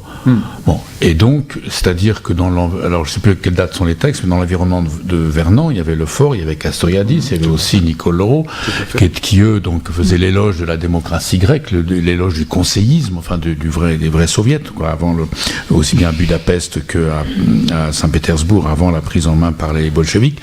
Et donc pour eux, c'était l'essence même de la démocratie. Et c'est comme si Vernon, qui la retrouve en Grèce contre d'autres lectures, parce que Christian Mayer, lui, aurait une lecture complètement opposée de la démocratie. Il dit que démocratie, c'est la prise du pouvoir, ça veut dire dictature du prolétariat. C'est la prise du pouvoir, Kratos, par le démos, qui n'est pas le peuple entier, ce sont les classes populaires, donc contre les nobles. Donc là, une vision complètement différente. Hein. Mais c'est vrai, c'est comme si Vernon disait... vous, chers camarades trotskistes, ex-trotskistes qui rêvaient de socialisme ou barbarie, et donc du conseillisme, d'une démocratie directe des conseils, ça ne peut pas avoir lieu. Est-ce qu'il n'y aurait pas ça aussi, que c'est pas actuel? Oui, merci. Effectivement, c'est très important d'avoir ça en tête, cette discussion aussi entre contemporains, j'allais dire, comme toile de fond, et pas seulement une sorte de comparaison isolée, diachronique, que ferait Vernon tout seul entre le 5e siècle avant Jésus-Christ et le moment où il écrit. Je pense qu'effectivement, il y a un peu ça. Mais comme je disais, on peut voir deux sens dans cette réticence de Vernon. Il y a un premier sens qui serait de dire attention, en effet, n'allez pas trop vite. La démocratie contemporaine, c'est l'État. C'est aussi Rousseau, la volonté générale, etc. Peut-être d'ailleurs pas seulement pour le pire, hein, peut-être qu'il y a aussi cette idée que ça a du sens. Est-ce que c'est nécessairement la dictature du prolétariat? Je n'en sais rien, mais en tout cas il y a en effet cette existence Elia Lévy, dans un texte célèbre, distinguait il y a deux facettes du socialisme, le socialisme autoritaire et le socialisme libéral. Hein. Bon. D'un autre côté, on pourrait dire aussi... Donc il met cette distance pour dire, attention, ce modèle-là n'est pas directement transposable. Mais mon interprétation in fine, c'était de dire, au fond, cet avertissement historique cache peut-être aussi une contemporanéité un peu déniée, un peu refoulée, un désir profond que ça reprenne une certaine forme d'actualité. Et c'est vrai, et par ailleurs, et donc il y a peut-être aussi cette idée, méfions-nous, il y a une distance historique, mais en même temps, c'est que ce modèle-là est quand même le modèle dont il faut quand même s'inspirer. Et puis je ferai une deuxième remarque, un tout petit peu, peut-être, alors, là, il faudrait reprendre les textes, et on serait dans des nuances sur le contemporain, mais la position de Lefort, en tout cas la dernière position de Lefort sur le lieu vide, c'est pas exactement le trotskisme originel de de la construction imaginaire, c'est une institution, le lieu vide. C'est ça qui est important. Et bon, chez Castoriadis aussi, il y a de l'institution, mais c'est pas seulement une institution fictionnelle, c'est une vraie institution politique. C'est vraiment, pour lui, par exemple, le Parlement, les élections produisent ce lieu vide. Et donc il y a finalement, et dans un antitotalitarisme qui prend peu à peu ses marques aussi, mais qui construit une vision de l'état de droit finalement, peu à peu, le fort étant contemporain de ce tournant qui est d'abord radicalement antitotalitaire et qui peu à peu construit quand même une vision institutionnelle de la démocratie représentative. Il y a cette idée quand même qu'il y a des institutions du lieu vide. Que le lieu vide, c'est pas juste le contraire de l'institution, si tu veux. C'est pas juste la démocratie permanente contre l'État. Il y a de l'institution du lieu vide. Et ça peut s'instituer. Et c'est paradoxal, mais c'est au fond une des définitions possibles de l'institution de la démocratie, sachant que ça ne correspond pas exactement à une réalité objective qu'on aurait sous les yeux au Parlement ici et maintenant. Mais c'est plutôt un idéal type. Mais quand même, c'est pensable aussi comme ça. Et ça me paraît assez important aujourd'hui de penser l'institution du lieu vide. Le lieu vide, pas seulement comme le contraire de l'institution, mais aussi comme et à ce moment-là, Vernon n'aurait pas dû opposer l'État à... Après, voilà. Dans ce texte, c'est vrai qu'il est plus, parce que comme dit l'État Pierre... est une institution du lieu vide, donc d'une certaine manière. Alors non, l'État qu'il a en tête, c'est un lieu plein. C'est tout à fait, effectivement le pouvoir de... Il n'y a pas n'importe quel État. Mais il n'y a pas d'État à Athènes. Non, on est d'accord. Enfin. Donc en fait, c'est un débat. Mais en fait, merci en tout cas de restituer. Il y a cette épaisseur aussi contemporaine. Oui. Et c'est très beau dans ce que vient de dire Pierre, évidemment, cette sorte de. On imagine ces lecteurs qui, à la fois, s'opposent et se rejoignent, partagent un problème à la fois sur les textes grecs et sur le contemporain. Et ça, c'est très beau, ce double débat entre contemporains sur leur lecture de la Grèce et sur leur lecture de leur monde. Et c'est sans doute ce qui fait la particularité de la démarche de Vernon. Moi, j'ai le sentiment que, même s'il ne le dit pas, mais dans son travail, il est toujours situé comme, peut-être pas comme homme engagé qui aurait un prisme de lecture, mais ne faisant jamais abstraction de ce qu'il est.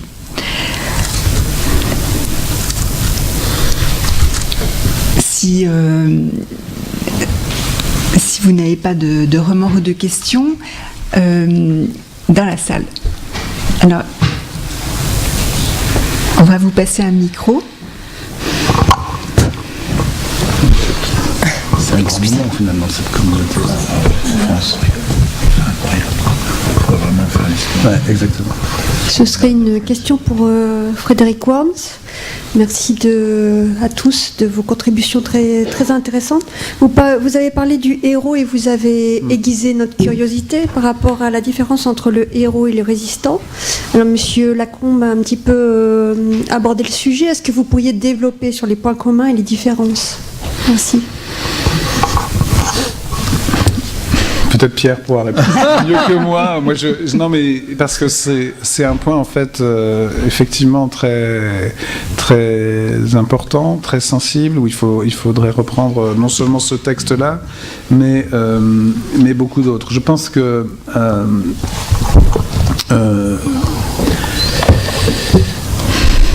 effectivement, il y a là face à la question que lui pose Hartog. Vernon réinterprète et retrouve en effet la question de la belle mort, du sacrifice pour sauver les amis, de ce qu'il appelle une certaine conception de la valeur. Cette idéologie de la mort héroïque et de l'outrage au cadavre relève d'une certaine conception de la valeur.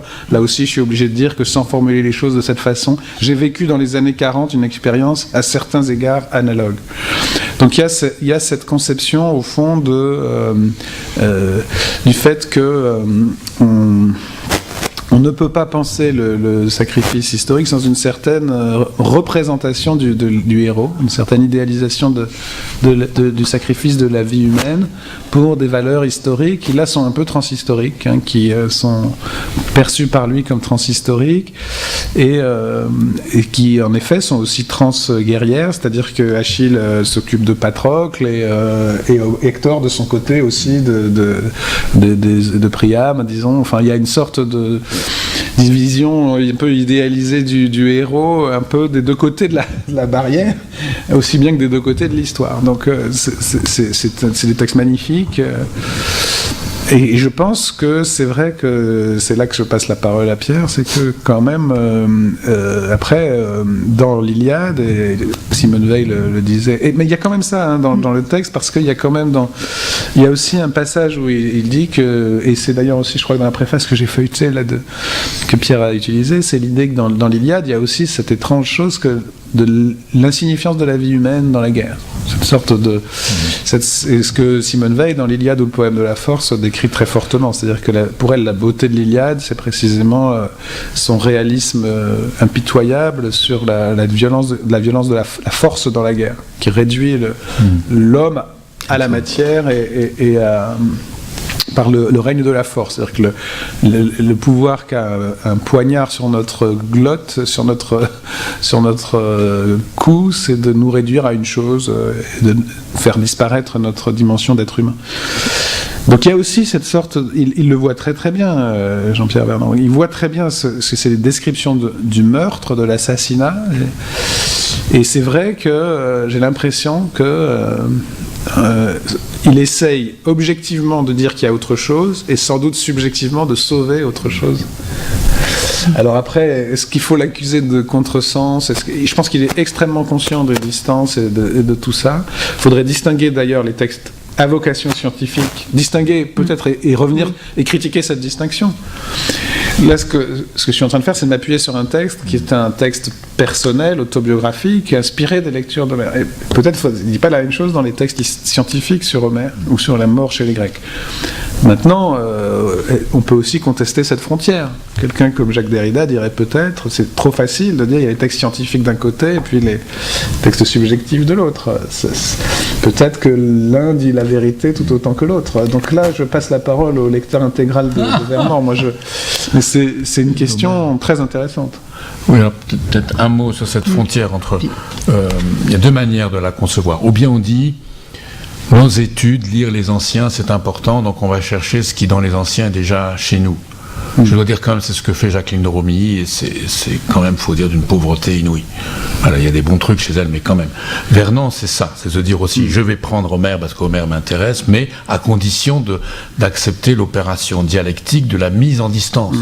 Et c'est la mise en distance seulement qui me permettra de voir ce qu'il y a vraiment d'important. Et ça, il a 1000 fois raison. On ne peut pas faire comme si on regardait des objets neutres. Enfin, moi, pour raconter ma petite vie, je venais de Cagnes à Fédère ici, j'étais pas bon, et mai 68, Dieu merci, donc je tombe sur Bollac dans une assemblée générale qui dit, je peux vous montrer que dans Pindare, il y a plus de poésie que dans toute la poésie contemporaine. Bon, lui, ce qu'il pensait pas vraiment, parce qu'il était grand ami des poètes. Une phrase comme ça m'a dit, bah oui, je vais travailler la poésie grecque. Donc c'est ça qui fait que me dit, je vais travailler sur des textes grandioses. Alors, c'est pas l'expérience de la guerre, notre génération l'a pas connue, et on voit bien que les interprétations ont un peu baissé de niveau pour Homère, parce qu'aussi les gens n'ont pas connu la guerre. Alors, parce que l'Iliade, c'est très émouvant, et ça parle de violence d'un bout à l'autre, et donc le texte de Simone Veil qu'elle a fait juste avant la guerre, l'Iliade, poème de la force, c'est magnifique. Non, 41. Ah, je croyais qu'elle avait rédigé avant. Non. Sous un pseudonyme à Marseille. Je crois que c'était bon. Mais elle a dit, et là où c'est génial, c'est qu'elle dit la force et pas la violence. C'est-à-dire la force, c'est un terme, c'est du Newton, c'est un terme physique. La défaite qui advient, donc au moment où on va se faire tuer, fait qu'on est réifié. Comme elle dit, on est un objet. Alors on pourrait dire simplement, dans l'Iliade, il y a Achille qui est au-delà de ça. C'est au-delà de cet équilibre, ce mouvement de bascule, d'équilibre des forces. Alors, pour le héros, ce qui a traumatisé Vernant, c'est qui a été hyper violent comme combattant. Faut voir, donc il n'avait pas peur. C'est la perte des amis. Ça, c'est pas les ennemis, c'est la perte des amis. Et donc ça, c'est la chose épouvantable, etc. Donc la belle mort, c'est comment on fait qu'un ami mort ne soit pas mutilé. Donc il faut... Bon, alors, simplement par rapport à l'Iliade, c'est-à-dire que quand on combat les nazis, ou la milice, c'est le bien contre le mal. Donc, quelle que soit l'idée qu'on se fasse, même si on sait que ce sont des êtres humains, on a une cause générale qui dépasse l'acte qu'on est en train de faire, sinon on ne ferait pas, on ne tiendrait pas le coup sans doute. Pour les Grecs, pour l'Iliade, c'est absolument pas le cas. On ne peut pas dire que les Achéens aient raison contre les Troyens, etc. Jamais. Et il n'y a jamais de mort-sacrifice. Donc il faut se battre pour défendre les femmes et les enfants, ce que font pas les Grecs parce qu'ils en ont pas, mais ce que font les Troyens, etc. Et les Grecs, ils défendent leur butin, ou ils défendent la gloire. Bon, et la gloire, c'est de... Ils veulent revenir chez eux. Alors après, oui, et ensuite, ils ont des femmes, mais surtout, ce qu'ils veulent, c'est violer les femmes troyennes. Nestor leur dit, allez-y, vous allez violer les femmes troyennes. Donc c'est d'une horreur absolue. Donc encore une fois, toujours, c'est une mauvaise civilisation, il ne faut surtout pas l'enseigner à la jeunesse. Mais donc c'est dans l'action. Et alors, là où peut-être Vernant je serais pas vraiment d'accord, justement, c'est que comme il n'y a pas de cause, un Grec ne se bat pas pour une cause qui le dépasse, sauf le souvenir de l'acte qu'il va accomplir, l'acte positif. Donc on est dans alors que quand on est dans la résistance, on a une eschatologie, c'est-à-dire on se bat pour un bien à venir, donc contre les nazis, contre la milice. Donc on se dit qu'on bat pour libérer le monde d'un mal, tandis que là c'est absolument pas le cas. Et pour un Grec, justement, là où il y a une idéalisation du héros, c'est que c'est pas tellement dans le fait qu'il soit adéquat à une cause qu'il finale et dans l'avenir, une eschatologie, bon, ça c'est la valeur du héros, même chez les nazis c'était comme ça, même chez Heidegger. Pour un Grec, c'est une époque qui n'existera plus. Et les héros, qu'est-ce qu'ils manifestent ? Ils manifestent qu'ils ont été choisis par les dieux. C'est une élection, et on peut dire c'est une eschatologie inversée. C'est pas un jugement dernier auquel, donc avec un bien qu'on va poursuivre par ses actes, c'est que si on a été un Hector, avec toutes les victoires qu'il a eues, ou un Patrocle, ou Sarpédon, ou Achille, c'est qu'on a été choisi. Et donc, on a été élu, et c'est une eschatologie, donc c'est un jugement premier, et non pas un jugement dernier. Et c'est ça qu'il faut à tout prix, il faut être à la hauteur de cette élection.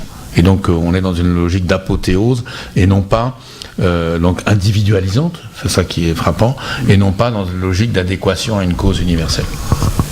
Puisque la cause universelle, c'est la volonté de Dieu, ce qu'on subit sans rien y comprendre.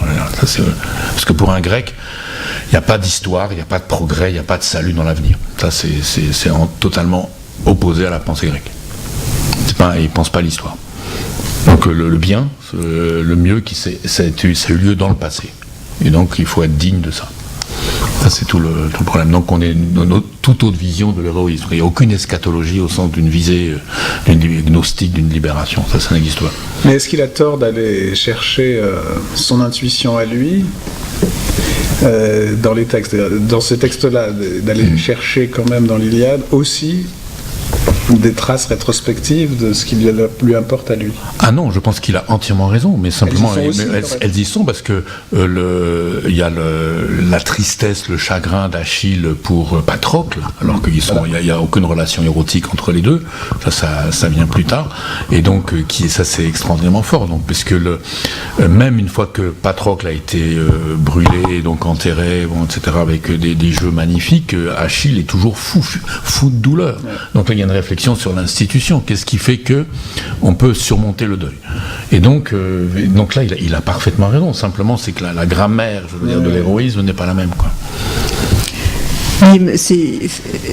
C'est frappant le fait que très longtemps Jean-Pierre Vernant ait dit qu'il ne voulait pas parler de lui et qu'il ne voulait pas revenir sur lui. Il l'a fait et il a par ailleurs en parallèle beaucoup continué à accepter de prendre la parole comme dans l'extrait qu'on a vu, mais ce refus de parler de lui.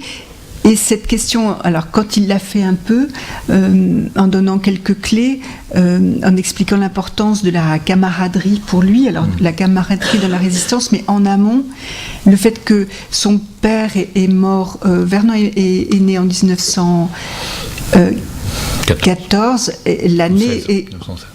Non, en 14, son père est mort en 1915, voilà, sur le front, et sa mère est morte assez rapidement après. Il a été élevé dans sa famille, mais avec des cousins qui étaient, voilà, une bande d'égaux, de garçons, une camaraderie. Il dit que c'est une forme de relation. Je cherchais les termes, mais je retrouve plus exactement les mots. Mais l'idée, c'est d'égalité dans laquelle il a été élevé et qu'il le retrouve quand il part dans la clandestinité et quand il organise la résistance autour de Toulouse, où il avait été nommé prof finalement après la retraite de l'armée française et après avoir été démobilisé. Mais donc cette importance de la camaraderie qui sans doute il parle pour lui, mais qui est un schème mental personnel, enfin sans faire de la psychologie à dessous, ça me paraissait important de le rappeler. Et dans ce texte que vous avez raison de citer, donc la traversée des apparences, il dit aussi, ça c'est par rapport à l'eschatologie, par rapport au sens de l'action. Il cite Bonnefoy en disant, comme dit Bonnefoy, il y a une vie en dessous ou au-dessus des choses. Et sous-entendu qui nous différencie du règne animal, hein, et il rajoute simplement, et c'est ce qui justifie l'engagement humain, voilà, ou justifie ou donne un sens. Enfin, je retrouve plus exactement la phrase, mais je pense que s'il n'y a pas de cause pour les Grecs dans le combat, Vernant continue à chercher le sens de son engagement, alors que il est matérialiste, il est athée, tout en ayant travaillé toute sa vie sur les mythes et sur les dieux. Donc, disant bien qu'en même temps, il y a une ambiguïté dans son positionnement. Enfin, pas une ambiguïté, mais il essaye d'en donner le sens. Voilà. D'autres questions ? Excusez-moi. Merci.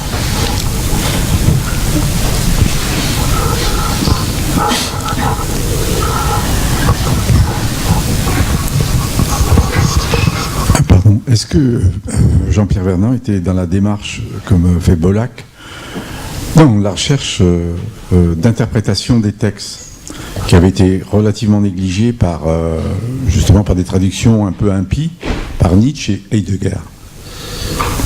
Des traductions un peu fantaisistes. Alors, dans son livre sur, notamment Bollack, sur les étangs de Parménide. Alors d'abord, Nietzsche, c'est quand même était un vrai philologue. Et il est resté toute sa vie. Il a abandonné en 79, je crois, la corporation des philologues, mais il est resté vraiment un lecteur intéressé par le déchiffrement, phrase par phrase, etc. Donc, même c'est la base même de sa philosophie, puisque donc tout n'est que discours. Il n'y a pas une vérité au-delà, donc il faut reconstruire la lettre des textes. Donc Nietzsche n'a pas avant. Donc par rapport à Heidegger, qui était là c'est différent, puisque quand on regarde comment Heidegger lit les textes, Heidegger n'est vraiment pas intéressé par justement le texte comme action, ce qui est le cas de Vernant. Et ce qui est éminemment le cas de Jean Bollack, même si l'action n'est pas définie dans les mêmes termes, puisque pour Heidegger, la construction d'une phrase donc, ne signifie pas simplement le fait qu'une vérité, une proposition est affirmée par un auteur. La matière même dont une phrase est construite, selon qu'elle est plus ou moins syntaxique par exemple, signifie l'appartenance d'un auteur à une époque où, de manière générale, la question de la grammaire se pose ou ne se pose pas. Et comme pour Heidegger, la grammaire c'est métaphysique, c'est-à-dire que la grammaire c'est l'emprise d'un sujet qui est posé donc, et qui introduit des liens de manière autoritaire entre les éléments de sens. La grammaire pour lui est métaphysique, donc elle est déjà du côté du déclin de l'humanité. C'est pour ça que quand Heidegger lit Héraclite, ce qu'il admire chez Héraclite, c'est l'absence de syntaxe, c'est-à-dire que ce sont des mots qui sont posés les uns en discontinuité, les uns par rapport aux autres. Bon, ça reste à discuter évidemment. Et alors que pour Vernant, n'entrerait jamais dans ce genre de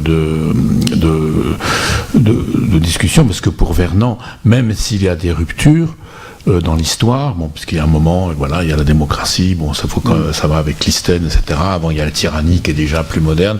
Il est marxiste, quoi. Donc, au sens où il y a une continuité qui est dialectique de l'histoire. Et pour lui, il n'y a pas chez Vernant ces grandes ruptures où donc on aurait d'un seul coup des catastrophes qui font que les figures de l'être basculent.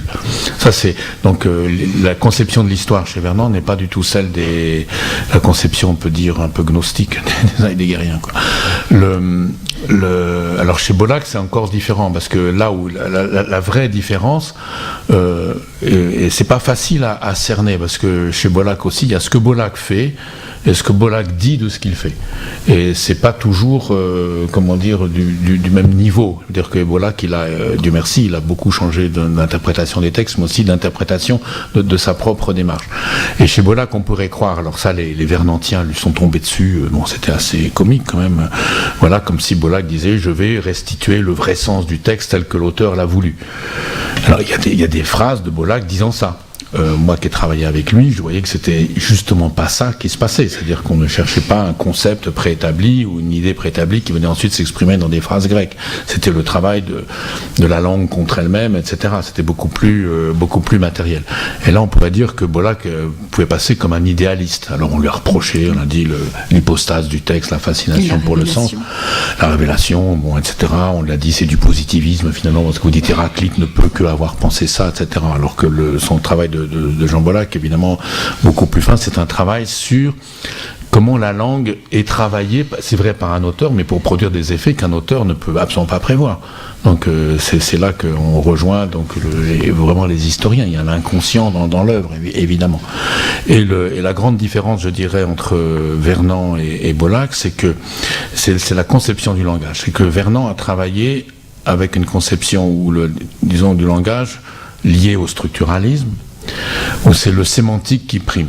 C'est-à-dire qu'on catégorise sur des axes binaires d'opposition, donc nature-culture par exemple, et on traite ça de manière, comme si cela décidait du sens. Et il y a un texte de Pierre Bourdieu que je trouve magnifique, c'est son introduction au sens pratique, où lui dit mais c'est pas comme ça. On peut pas opposer les dieux olympiens aux dieux chtoniens.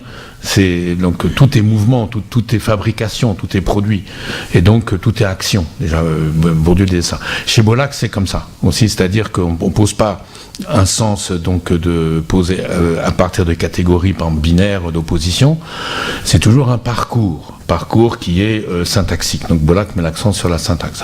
Et du coup, c'est une espèce de fonctionnalisme, je dirais, plus élaboré, au sens où les significations changent selon la place qu'elles prennent dans des énoncés et dans des suites d'énoncés. D'où le principe qui faisait qu'on s'arrachait les cheveux pendant tout un week-end sur une strophe de Pindare. C'est-à-dire, on a compris un texte que si on a compris toutes les relations repérables entre tous les éléments du texte. Donc à plaisir, alors on fallait se taire pendant, c'était un peu mystique, hein, parce que comme c'était tellement dur, le premier qui dégainait une interprétation se faisait fusiller immédiatement, mais au nom de la grammaire. Et donc à la fin, c'était ça le critère, c'était est-ce que je rends compte de tous les phénomènes pertinents que j'ai repérés. Et donc, alors ça, Vernant, lui, il fait pas ça, il lit pas un texte comme ça. Ça c'est vraiment, donc il prend dans un texte les éléments qui renvoient à des catégories, et comme ces catégories sont toujours construites de manière binaire, c'est-à-dire oppositive, et bien donc il a un mode de lecture différent, d'où des grandes discussions, ou même grandes oppositions qu'on a eues avec lui et Vidanac. L'interprétation des étangs, alors, de Parménide, des fois il faut s'accrocher. Hein. Alors sur l'interprétation des étangs de Parménide par Jean Bollack, oui, il faut s'accrocher, donc parce que là c'est aussi une question d'époque. Autant Vernant parle clair, et chez lui, il n'y a presque pas de différence dans le style, dans les articles qu'il donne pour des revues savantes et les textes qu'il fait autrement. Bollack, c'est une autre idée, ça vient je ne devrais pas le dire ça, c'est un peu lié à Stefan Georg, c'est un peu lié donc à Adorno. Par exemple, Adorno dit, on ne va quand même pas vous donner le sens tout de suite, parce qu'on a tellement peiné, donc ça serait rentrer dans le mercantilisme donc la marchandise, de la pensée comme marchandise, si je vous donne l'objet. Je dois vous montrer tout le processus qui fait que j'ai produit ça. Bon, il y a eu des musiciens aussi qui jouaient comme ça. Claudio Arrao, faut montrer qu'on souffre, voilà. Derrida, c'est un peu ça, il pouvait pas dire une phrase simple, ça devait, bon, etc. Donc Lacan, c'était un peu ça aussi. Donc on donne l'énonciation en même temps que l'énoncé.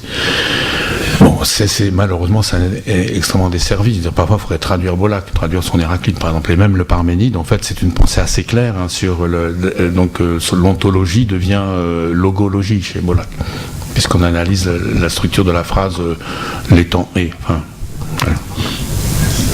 Enfin, quand on vous écoute, ça paraît assez clair. Et vous êtes sûr que vous êtes bollakien ? On peut pas faire comme son père, c'est tout, quoi. Surtout avec l'âge. D'autres questions ? Sur la littérature grecque, ça serait pas mal. Moi, j'espère que ça vous a donné envie, si vous ne l'avez pas déjà fait, de lire les livres des auteurs qui sont à la table et de lire les livres des écrivains grecs contemporains qui sont absolument passionnants. Donc, et pour lesquels l'interprétation pose nettement moins de problèmes, heureusement pour moi. Ça, c'est pas sûr. Si vous le souhaitez, vous aurez une liste d'auteurs qu'on vous diffusera. On en a un certain nombre de copies, donc il y en a pour tous ceux qui le souhaiteront. Une question ? Oui, j'aurais une question sur les poèmes épiques. Comme l'Iliade ou d'autres poèmes, on voit des guerriers, des héros. Et est-ce que les poèmes épiques grecs peuvent s'inspirer de tout ce qui est mythes et légendes indiennes ? Est-ce qu'il y a des liens ou est-ce que c'est complètement différent ? Comme on voit dans le Mahabharata, le Ramayana. Alors, voilà. C'est un travail qui commence à être fait et c'est absolument passionnant. C'est pas parce que c'est indo-européen. Bon, ça existe malgré tout, ça. Je veux dire, donc il y a bien des structures de narratives, de formulaires. Il y a des formules qui sont les mêmes dans l'Iliade et dans les Védas, par exemple. Là, c'est pas de l'épopée. Mais moi, j'ai fait une incursion dans le Ramayana là pour mon petit Homère, et c'est stupéfiant. Ça m'a énormément aidé. Je ne suis pas du tout spécialiste, mais ça c'est un travail qu'il faudrait faire, c'est de prendre les grands récits, c'est-à-dire la Bible, Gilgamesh, Homère, Ramayana, etc. et d'autres, et comparer. Et je pense qu'on ne l'a pas fait parce que comme il y a eu plutôt un mouvement de dispersion d'Homère, puisque Homère, on a dit à tort que si c'est oral, c'est petit, c'est dispersé, c'est local, c'est lié à une circonstance limitée. Alors qu'on sait bien qu'il peut y avoir des poésies orales monumentales. Et donc, comme le Ramayana ou comme le Mahabharata. Et donc, là, je pense que maintenant, on prend plus conscience que l'Iliade, l'Odyssée, ce sont des œuvres, ce sont des poèmes, quelle que soit la variance interne, selon les époques. Et je crois qu'on est plus à même, en allant au-delà de simples catégories comme tel dieu, de dire Agamemnon c'est comme Varuna, et donc Ménélas c'est comme Mitra, qui est juste, tout ça. Mais au niveau de qu'est-ce que fait l'épopée ? Mais là, je dois dire que paradoxalement, on est plus en retard parce qu'il y a eu Madeleine Biardot qui a travaillé sur le Mahabharata, le Ramayana de manière extraordinaire, quoi. Et donc, elle a pu reconstruire la valeur théologique. Et c'est-à-dire que c'était les catholiques contre les brahmanes contre les protestants bouddhistes. En gros, c'était ça, quoi, contre un piétisme. Il fallait que la ritualité soit relégitimée, quoi. Et pour Homère, on n'en est pas là, paradoxalement, alors qu'on n'a pas voulu voir à nouveau Homère comme ce qui se cache derrière le nom d'Homère, comme une intervention historique. Voilà. Moi, la question que j'aurais... Oui, on a pris ça comme une tradition, voilà. Alors que non, les anciens considéraient Homère comme une révolution. C'est un début. C'est une grande... Bon. Et justement, moi, ce qui m'intéresserait, c'est par rapport c'est ce que vous avez dit sur le... Je peux vous poser une question, donc sur le fait qu'il y a une crise énorme en Grèce et que la littérature, en fait, n'en parle pas encore. Il y a ce qui est une réaction à la crise, c'est le bouillonnement, c'est l'effervescence, c'est la richesse littéraire, mais c'est pas le thème. Et donc ça, c'est quand même frappant. Alors c'est pas donc c'est-à-dire que la littérature n'est pas pensée comme une arme par son contenu, mais par son existence, quoi. Je crois que quand on reçoit un madrier sur la tête, on n'a pas la tête à décrire ce qui se passe. On est complètement écrasé, dépassé, et qu'il faut une certaine distance pour se remettre et envisager lucidement ce qui se passe. Je crois que c'est Wordsworth le poète anglais qui disait que un poème, c'était une émotion dont on se rappelait dans la tranquillité. Il n'y a pas de tranquillité en Grèce pour l'instant. Donc, on trouve des poèmes qui sont des espèces de cris, et qui peuvent être extrêmement émouvants, mais qui n'ont pas la profondeur, la richesse des plus grands poèmes. C'est pas élaboré. Mais ça va venir. Mais quelques textes quand même. Oui, il y a par exemple le polar, Voilà. parce que le polar, lui, il est naturellement branché sur l'actualité. Il y a tout est plus simple dans le polar. On peut y aller directement. Quand on écrit un roman, c'est déjà plus compliqué. Il y a une distance à avoir. Évidemment, l'auteur de polar aussi crée des personnages, mais il va les prendre dans la réalité directement. Pour un roman, c'est quand même un peu plus compliqué. Mais les personnages dans Le salut viendra par la mer, alors c'est peut-être pas directement la crise, mais c'est déjà une forme d'interprétation et de récit dans ces nouvelles. Ce qui est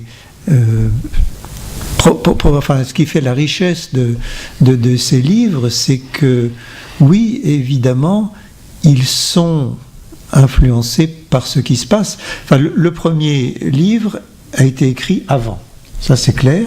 Le second est écrit pendant la crise, mais il n'évoque pas la crise. Il n'évoque pas la crise, mais on sent qu'il est remué par elle, et qu'il décrit par exemple des situations d'une violence extrême qu'on a tendance à trouver un peu exagérée. On est sur une île grecque qui est située à Folegandros, mais qui est beaucoup plus grande que l'île réelle, et il y a une confrontation extrêmement dure entre les immigrants grecs qui viennent de la Grèce continentale et les autochtones, qui se conduisent vraiment comme d'immondes salopards. Donc on va se dire, quand même, nous on est allés sur les îles, on n'a rien remarqué, vous voyez, il exagère. Oui et non. Ce qu'il dit à travers ce mythe contemporain, c'est quelque chose de plus profond. C'est qu'il y a eu une violence extrême qui n'est sans doute pas venue de cette façon-là, qui n'est pas venue de personne. Il y a certainement des salauds parmi les Grecs des îles qui font suer le burnou, qui cassent tous ceux qui arrivent parce qu'ils menacent leur bien-être économique. Il y a peut-être ça, peut-être pas au même point, mais il y a cette violence incroyable de la société, de tout ce qui nous écrase et qui est peut-être plus difficile à exprimer. Le mythe, c'est ça, on prend des images pour dire des choses qu'il est difficile de dire autrement. Oui, il y a une chose qui m'a frappé aussi très récemment. J'ai lu un ou deux des romans policiers dont vous parlez. J'aimerais bien lire les autres livres que vous avez évoqués, mais je viens de lire un magnifique poème que commente Georges Didier Huberman dans un livre qui vient de paraître. Je ne sais pas si vous l'avez lu. Que je viens de lire, oui. C'est quand même très très beau. Et oui. C'est un poème magnifique sur les migrants, sur le livre commun, en fait, parce qu'il est partagé entre la poétesse qui s'appelle Nika Gianniri, je crois, ou peut-être, enfin, c'est oui, comme ça. Et Didier Huberman, puis il y a une cinéaste aussi qui a filmé le camp de migrants à Idomeni. Oui. C'est un texte sur... ça s'appelle « Passer quoi qu'il en coûte ». Et c'est un texte, un poème magnifique sur le fait, cette volonté de passer et ce camp d'arrêt, cette mise aux arrêts en quelque sorte, l'arrêt de mort comme dirait Derrida, et qui d'une certaine manière est tout le moteur du poème entre passer et ils sont arrêtés mais ils passeront, tout ce qu'ils veulent c'est seulement passer. Et il y a une méditation magnifique sur passer. Et c'est vraiment un très très beau poème. Alors on pourrait se dire, c'est quelqu'un qui travaille dans une association aussi, je pense. Donc il y a une sorte aussi, ça accompagne une série de réflexions critiques. Donc c'est vrai qu'il y a une littérature de Miner en fait qui viendra après, mais il y a aussi une littérature critique sur l'instant. Moi, vous la connaissez mieux que nous, mais ce poème-là, il était là avec un film, avec un commentaire.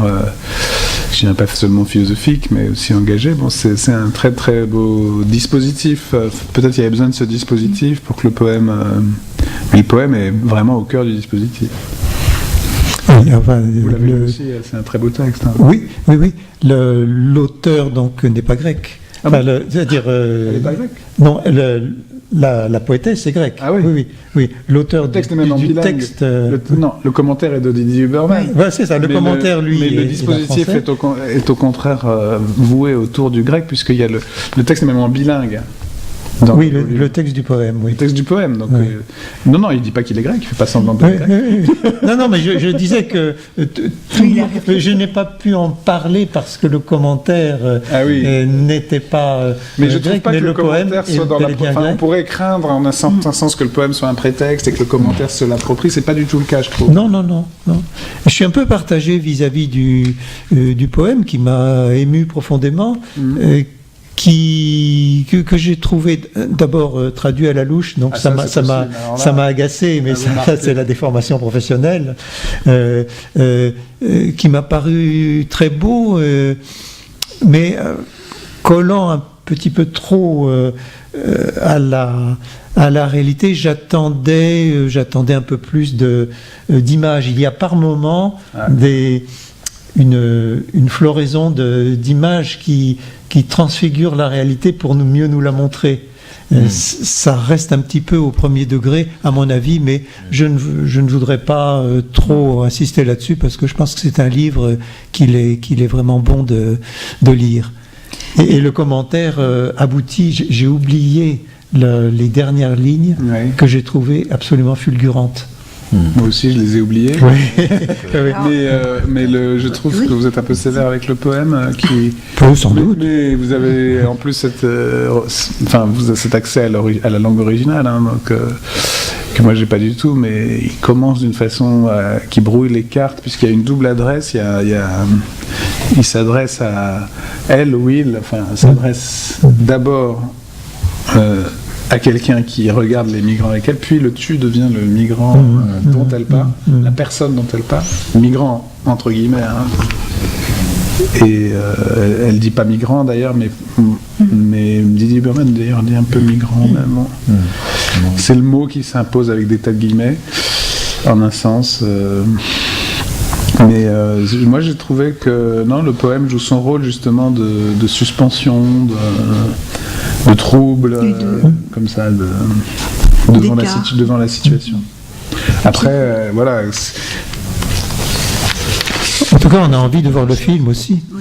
Oui, tout à fait. Mais pour venir aussi à Vernant et à ce poème, moi j'ai pas lu ce poème ni le commentaire de Didier Huberman, mais pourquoi Vernant aussi s'est fasciné pour la Grèce et qu'est-ce qui se passe là? C'est qu'on voit dans Homère ou dans la tragédie, c'est que c'est absolument pas sentimental. C'est-à-dire que quand il y a alors c'est vrai que... Et puis les Grecs pouvaient faire, par exemple, Échille, il a pu faire une tragédie sur la bataille de Salamine, qui n'était pas d'actualité, c'était 8 ans après.